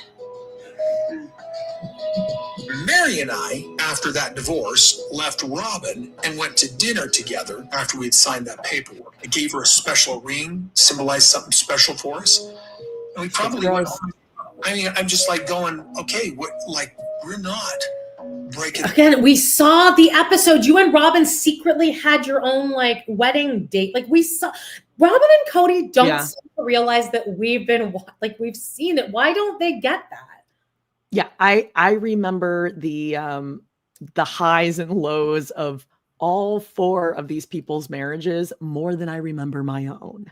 Seriously. And no, I legitimate, like I could give you years, proof, receipts, timeline, literally of all of them, more than I can do my own. And Mary was like falling apart during that thing. And then you and Robin went off and celebrated at least twice. So fucked up. And then we saw them recently, like this past year, celebrating that anniversary. Yeah. Like they're such pieces of shit. By the way, I just bought I said, can I go later? And they said, of course, because everyone loves me. All my clients love me. And my Discovery just shut down. Good, because I just bought more time. All right, here we go. Hang on, sorry. Oh, it's okay. Yeah, I'm not worried about it. Got this new phone update. It's really fucking everything up for me. All right. Breaking this up. Where we are now is I actually like you. Now, God's be praised. Isn't that funny? For 6 years at all. I was trying to I think it was more than that. I don't know how we define ourselves with each other from here. We're exes. Let's be real. I'm embarrassed that my other divorces have created contempt and contemptuous enemies. Yeah, I'm sad about that. Okay. He created that frustration where he says, like, I couldn't leave her because of my church beliefs, but then he's like, I don't believe in the church, so why are you doing this divorce? He didn't want me to do that divorce process through the church because he didn't believe in the church. Now, why are you so stuck on, I can't leave my wives when I don't want to be with them because the church says so? Yeah, I mean, it's a good point, Mary. Yeah. And this whole thing about like he's afraid of because he doesn't want to admit. Okay, that was the stupidest comment. Like that was so insulting. Like, what am I going to do? Yeah, and that's also true because to this day, Mary still protects them. So it is fucked up that you would ever insinuate that Mary would backstab you like that. Yeah, she's the one that is so stupid enough that she will always annoyingly so. Yeah. I don't know. That's what we're all trying to figure out, what the heck he meant by that. Why do you think Cody would say he was so afraid of what Mary would do? That's the zinger. I'm like, what? She's like, what do you think she's going to do? You're not an adult. You can't. Oh, there it is. You're not an adult. Is he trying to paint her like some sort of psychotic killer? I don't know. Like, I don't know. Your first reaction to that clip was the word afraid. You know, when Cody mentioned that he was afraid of what Mary would do. What does he mean by that? What do you think about that? So Mary, we just didn't ever know if she was going to be easy or hard. This is a good way to put this. Yeah. Yes. Because we never really knew. And I think Mary would admit, yeah, you probably did walk on eggshells with me. Like, I think she might be able to admit that now. Not on the Mary episode, but now she. Yeah, and when you have 3 women who are being emotionally abused in 3 different ways. Yeah, pitting them against each other for that. So much is going on. Yeah. Oof. Okay, 1745. I don't want to damage her life. I don't want to do that because she's a different person now. And I think she's really made strides as an individual this is nice too. To change her life. And so throwing her under a bus is not what I want to do because I think she's trying so hard and I want her to have the best life. I think that meant a lot for Mary because Janelle was like, what's she going to do? She's like, scary. Ooh. And like, just Christine saying, like, I hope Mary felt happy hearing them say that they've clearly forgiven her in some aspect. Yeah. 1728. When we had our legal divorce. Okay, here we go. I literally was telling the family, nothing changes. Bella. And I came to the feeling that maybe Mary just didn't believe that because she shifted. Something changed after that very, very much. And it whatever. Whatever.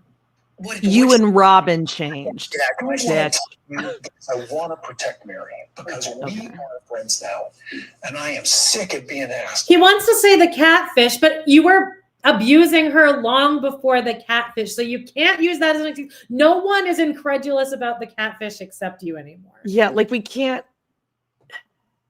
I don't know. Yeah, we can't keep bringing that up. Like, yes, Mary needs to admit to it. It's embarrassing. We all know, but like, what part do you play in this? The story he's going to tell is so embarrassing, though. Oh, I forget. I'm sick of telling people a story that Mary has moved herself away from. She doesn't believe it. It's Oh, I know what you're gonna say. I know. And I'm seeing some things that bother me where she's going from friend to friend to friend. She does too. Now Yes. broke up, complaining about it. And He hates her friends it's so a much. pattern that was part of our lives 25, 30 years ago, where she would go from friend to friend to friend, complaining about me. But what do you think about Mary getting the That's spiritual awesome. release? That's awesome. She felt she needed to. That is good for her. I'm glad she did it. I think it's awesome it was on abandonment because that was the truth. She was abandoned. We were all abandoned. So Yes. I could have gotten on abandonment too. Yeah, you should. Explain the word Abandonment. Yeah. So abandoned, he just Sergey's like, I obviously know the definition, but go ahead and just because we're gonna play this for Cody. Yeah. Let's pretend we didn't plan this ahead of time. Just real quickly, I'm just going to throw this up so you can see some of these photos that Cody may be talking about. Maybe what was going on. The foot one with like the drugstore the Glade candles. Yeah, I'll show the you. air freshener candles. We'll put that up when we talk about her giggling. anymore at all. And she's right talking about after she did the divorce. I felt like that was really the beginning of the downfall. You know? They called it. You know, In the Mary's terms living room. abandonment. Do you feel Cody abandoned Mary? She can't even admit to this. Nope. It's a simple yes, no. You know, I'm just not going to hit that right now. No, you're not allowed to say that. You're not allowed to say that. Ugh. Do you think he abandoned her? Yes or no? Your answer is obviously no. It's not even a think. He abandoned her. It's a fact. And why won't Robin answer it? Oh, because she lied to Mary for years and she's lying to Cody. Okay. Like Mary could have gotten out in her 40s. 30s. She was in her 30s at the beginning of Sister Wives, and their marriage was already completely over at that point. Man, 1531. Except she looks better now than she did back then. Just because there is differing opinions about what happened back then. And out of respect for both of them, I'm just gonna real respectful. You know, You went back, you made love, he gave you a piece of jewelry, and you really thought that you guys would get back on track. That was just weird commentary from him. We'll just say that, but okay. Did you make love that? I don't remember. That was Gross. I think you remember, and I think the answer is no. Yeah. I mean, it's a pretty monumental thing that you signing divorce papers.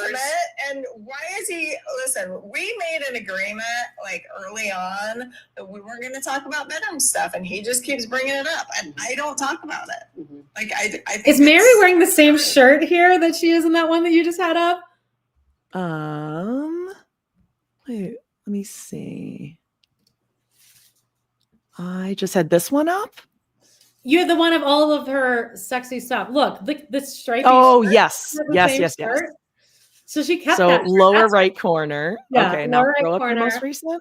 And then this is from like her time in. Oh, So this is her like, wow. sexy shirt. She held on to that one. This is her sexy I'm shirt. gonna Oh, make this this makes for sense you. because this was during the time when she mysteriously lost 35 pounds and thought she had like vagina This is cancer. her skinny shirt. This is her skinny, sexy shirt. Yeah, this Good is for skinny you, sexy Mary. time. Yes, giggle away. And Ooh. also smash that like, give us a thumbs up. All right. 1441. Okay. I mean, here's the thing. He says now that he didn't love me all those years before. Right? Gosh, she can't get over it. He was just trying to affirm that he loved me or whatever, all these things. So from what he says about that, that completely makes sense. And he didn't want to be married to me legally. And he was afraid of what I would do. Was he afraid that I would not sign those divorce papers? Mm-hmm. Was I going to be holding him hostage? I mean, the whole thing surrounding that legal divorce and all the commentary has been difficult and hurtful. And I can't help but wonder if there was some sort of idea of a plan on his part. I don't know. Yeah. But it just makes you Obviously, she's protecting them. I think though that I think she'll never be able to, and I get it, she'll never be able to let herself really say that she was duped. I think it's easier for her to think that it was her own idea, but she was so clearly duped. And I think, and I understand that she needs to protect herself. You can't let yourself think that. I get it. I get it. Just you don't go 100%. Yeah. After the divorce was granted, you married Robin legally. Nothing changed. Soon after that, you kind of moved out. Nope. No, I hate when he does that. No. I hate. No. I'm gonna have to stop you right there, Suki. No. God, okay. My God. So I'm gonna put this photo up. It's like a little photo montage that someone put together of these photos that Mary allegedly or did send her catfish. So maybe some of these were from the night that Cody is talking about. He's talking about, okay. Stop. That's a lie. That's gaslighting that she has done to herself. Also, really quickly, again, I don't like when men use the term gaslighting, especially when they clearly don't know what the fuck it means. He does not. Also, upper left is Mary had scratched into her arm the name Sam, I believe. Yeah. Middle top is Mary's feet with Glade candles in a bathtub.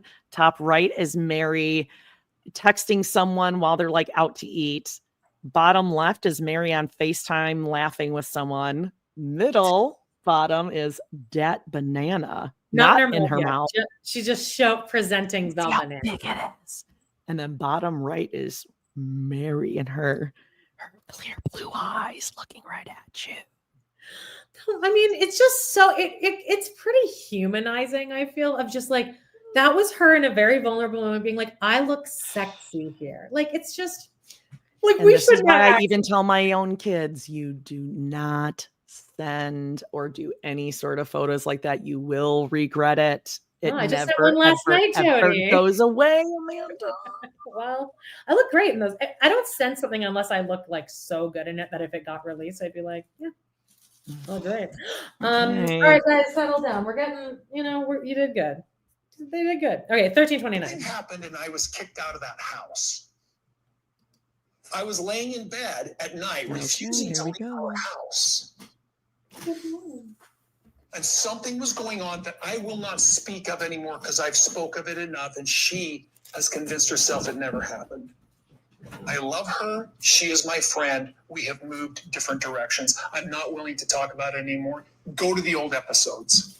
I'm not talking about it anymore. We'll never agree on why we broke up. Ever. Okay. Told the leaders of my church she had been abandoned. Fine. I don't care. Yeah, it seems like you care a lot. I actually do believe him. Like that he doesn't care? Yeah, I think he is just so fucking over like Mary and this catfish that he's like, I don't fucking care. Fine, she want a spiritual marriage, have a fucking spiritual marriage. Yeah, but he hates the man saying that he hates the word abandonment and he hates that a man called him and scolded him. He hates Mary's statement about Cody having an ulterior motive when she actually gave up her rights to marriage with Robin. See, I remember Mary saying that she had some very strong spiritual impressions, right? I remember her saying that it was her idea. And maybe that was suggested to Mary, and that's why she started to feel like maybe she should do it. But honestly, I don't think Cody's sophisticated enough to create that kind of a manipulation. That's funny. That's I funny. really don't. Yeah. Robin is though. He's a schemer. Exactly. Robin is. Exactly. And it was Yep. You know, I wonder, honestly, because when Robin first came into the family, she would talk about other examples where a guy would divorce his first wife. I believe this 100%. marry the Christine woman wouldn't again, lie. and it was She a doesn't beautiful thing. lie So they could about adopt this the stuff. kids, and I'd be like, huh. And she said that story. She had stories like that. She's like, oh yeah, that happens all the time.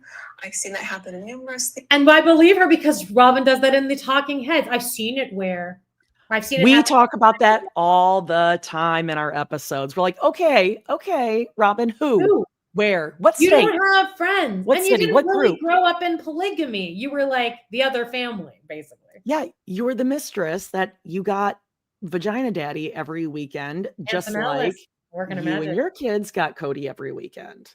She did grow up on like a compound though, because the notes to self husband grew up like around Robin. So something happened there. I just don't really care enough about her past. Yeah, but Robin and her siblings and her mom weren't treated like no.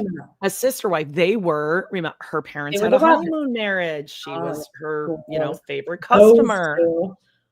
Vagina daddy is Robin's stepdad. We call him that because he was literally at her vaginal opening as the baby emerged with the camera, Yeah. just like a kitchen wood chair. I dressed Vagina's up as Daddy. him for Halloween a couple of years ago. Yeah, look into it. Good times. Good times. 11:18. Things where she lives. I'm like, I never heard of that before. And she brought it up a few times through the years. And then it happened. Mary's like, this is my idea. And I'm like, she did that. And that's one of those things where you try and hold that separate. But I don't know how much of it. She says it was her idea, but I heard it often too. Did you put that out there? No, I don't even remember talking about this. God! There was a knowledge about it because Cody's dad did it. Okay, well then say that. Why would you not just say, yeah, I did talk about it. Cody's Because dad she's lying, because she obviously talked about it. So she's like, I think Cody's dad did it. I think Cody's dad, but did he do it? I've never heard that before, by the way. Cody's dad did it? Did she? So he divorced handsome woman and married the one whose name is like Bebe or Bobby? Cheryl, I thought. Or was Cheryl I don't later? think he married Cheryl. I think there's that middle wife that maybe that's. Okay. Well, weird that the other sister wives remember that. And you're like, yeah, I don't remember ever talking. Oh, wait, didn't Wynn do it? That's like an oddly specific memory they would have. Yeah. You know? Oh, yeah. Did Wynn adopt Janelle? God, liar. Okay, 10:43. We're on a time limit again. I bought 15 more minutes. I know of people that have done it, but I don't remember talking about it. Oh my God, Robin! You talking about it? I don't know. Okay. No. She hates Christine. So were there rumors? It wasn't Robin bringing that up. Nope, Mary. Things like that happen myself. But Christine kind of alluded to like there were seeds being planted. Like it felt like, that she was. Mary won't admit it because then she has to admit that she was stupid. I got it. Happen within the family. I don't know. Yeah. I don't know. Christine must have a reason to feel like that. I'm not going to say she's right or wrong. I don't know. Mm-hmm. Why does that word hit so hard and deeply? Abandonment for Cody? Because he is somebody who's present and really will in a very way. For you. Yeah. About what happened then. That's why it also bothers him. So, but doesn't the church release one person for abandonment, like Mary, spiritually? No, not always. No. Explain that. It's because she asked for it. It's because of what she said. Oh, it's Mary. I also love that when Robin's like, oh no, that does happen. Suki's like, oh really? Explain that. Expand on that. I love it. It's she's got an answer for everything, huh? Yeah, and always looking up to the ceiling. Girl, get better at lying. Again, that's the whole them and their disagreement about what happened. That's them and their, she kicked him out. And in her head, she was saying I need space. So I don't know. I was a regular at everybody's You don't house. know. You know exactly. And then I was married, regular at the other 3 houses. Regular, all the time. Did the catfishing thing stop you from going over Mary's house? Was that the Mary catalyst? kicked me out. That was the catalyst. I was in my bed listening to her giggle on the phone upstairs. All night long. I was like, she's not in our bed. And like, listen, there comes a dysfunction in your communication when there's so much animosity you can't even talk to each other. She asked me to leave. I was kicked to the curb. It appeared to be something that she claims it wasn't. Yeah, I agree with that. Who had already felt like there had been a betrayal, and I was wondering if we had a future. Mary, the spot Mary should be frustrated is the length of time it took me to tell her finally that it was never going to happen. Well, she's frustrated with that too. I had a commitment to when I married Cody, I didn't plan on getting divorced. There was a time that I was in a very, very dark place. She's still gonna skirt around it. And I needed to get through that. And then I saw a time when I perceived him to be in a very, very dark place, you know, like after Flagstaff, you know. Any marriage is like you stick through it and you make it work. I didn't realize until, you know, this past year and seeing some of the things that he's saying, that he wasn't interested in doing that. And I think that was, and I don't want to put blame on him, but in this situation, I'm comfortable putting the blame on him. Good. And I'm like, well, dude, how do you expect to be in a... Okay, I love when Janelle says, dude. Well, dude. I know. She's hanging around with the kid. I'm at 6:49. Is there any hope of reconciliation? Because that's the space that I think you were in. I swear, and I hope Janelle recognizes it, but we had a renaissance in Las Vegas, and we were good for the 10 years prior. We were good there. I don't know what went wrong between us, but it made me angrier. What was that thing that happened right when they were leaving Utah and moved to Vegas? What was that? Well, no, he's saying that Vegas, they were good, and he doesn't know what happened since Vegas. Well, right. Well, he was saying before Vegas, they were really bad for 10 years. And they had a renaissance when they were there. So what happened between that time? Oh, God. I think that's when... Oh, Robin came into the family. That's right. Weird. And she was too. It seems like the two of you were missing each other. And you were kind of, and you were... We were on the same page. No, you were not. And these clips kind of prove it. Look at them and revisit them, and then we'll talk about that. He's pissed. What about you and me? I don't think we didn't like because he's embarrassed about the scene because he went into the scene not knowing that it was going to be a breakup, and Jenna was like, "What are you talking about? Like, we're not." Yeah, like, ugh.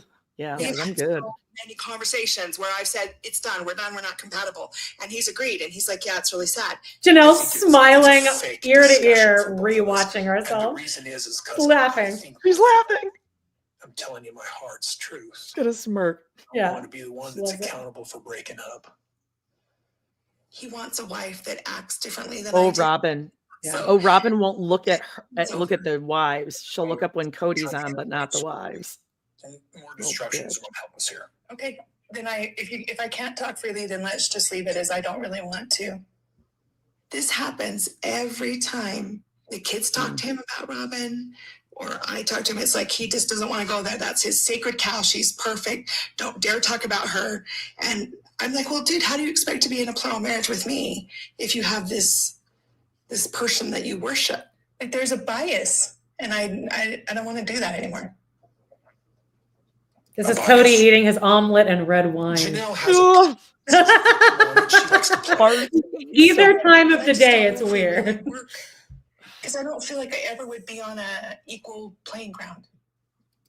All I can think is that it's somehow driven by his ego. In some regards, especially coming from the culture that we come from, he's a failure to have lost all his marriages, except for the one. She likes to throw words like ego, failure. He's so mad. It's a shared failure. I mean, and it could be just as simple as and you know parsing words. I mean, And if Janelle's watching him say this, she'd be like, yeah, okay, fine. She just doesn't care. Like, he is so triggered and like nothing he can say. He's like, I mean, what does that even mean? Know each other well enough, and we made a combination based upon certain factors. And we have the children, and we have the life, and we've got this experience, and now it's over. Me not wanting to give up was way more about my children. Oh, it's about the kids, Amanda. Kids, right? Ego and my failures as a polygamist. Do you think Cody is a failure in? She's asking Robin. Yeah, like, what do you think her answer is going to be? I feel like we're all failures, not just Cody. I think that's funny because it takes two to make a relationship, and it takes two to break. Yeah, but all the relationship. wives were trying, and Cody wasn't. I feel like another button to push, and I'm just like, hey, why? That doesn't need to be said. And things that he's saying, like, that doesn't need to be said. Well, you said a lot of things about your ex, Preston. Yeah. Sure did. Can I ask you a question? Ask a question. Why don't you watch these clips at all? They're too disturbing. It's too hard. Disturbing. Get over it. Have you lived a life? Robin watched Requiem for a Dream. Ass to ass, and see how she. It would be an aphrodisiac. It probably would. Destructive for you to rehash it? Yeah, just see people I love sitting there crap talking each other. Crap talking each other. Oh, try to get a tear. Where is it? Look up. She doesn't have any. Yeah, there's nothing. No. In these instances that he's talking, I'm like, he's not distraught about this relationship. And I'm definitely not wearing a victim card just because I want my feelings and boundaries and emotions respected. I don't think that's being a victim. Thank you, Janelle. I really do wonder if it's his ego. Like, he either is running interference so hard for Robin and trying to take the fall. Oh, yeah, you say it. So that Robin doesn't get any blame. Because I think they're both culpable for their actions. I think they both have done things, like we all have. Or, I don't know, it's like his ego. Like I said, he really would be considered, he doesn't embrace the culture. Everybody has left the church. But he is a failure. As far as just to reiterate what I said earlier, he is. Just the way her rhythm and saying that, the cadence. And he is a failure. I want to just say it like that everywhere. Oh, okay, I don't have time to play the whole other thing, but we know it's just Cody being a bitch. Oh, we got lots of things coming up. Yeah, go ahead, do your thing. I'm gonna text them and tell them to yeah. Hey, you guys know what to do. Smash that like, subscribe. It doesn't cost you a thing. It's not gonna bug you. Give us a thumbs up. I mean, happy Memorial Day. Thanks for joining us on your holiday, and hope you spend some time with your friends and your family, or relaxing, doing whatever you want to do. Check out Patreon. Check out Pod in the City. You can go to the bottom of our page and see our favorite YouTube pages. I should pimp this out. And just like that starts this week. So me and Joan are going live we already have Wednesday weekly roundup at noon Mountain Standard Time. But now every Friday, we're going to do like a live reaction to the And Just Like That episodes, also at noon Mountain Standard Time. So Wednesday and Friday. It's gonna be so good. Yay. All right. I think that's and hey, we'll be here next week, Monday, noon Central, with From the Fryer Pod. So make sure you are here. Oh, Amanda's got all of our friends. So you guys know what to do. Hit that, smash that like, and we will see you next time. Yeah, you know what? All the dogs did so good. Yay! You're all adults. All right, we love you guys. You're all adults. Bye-bye.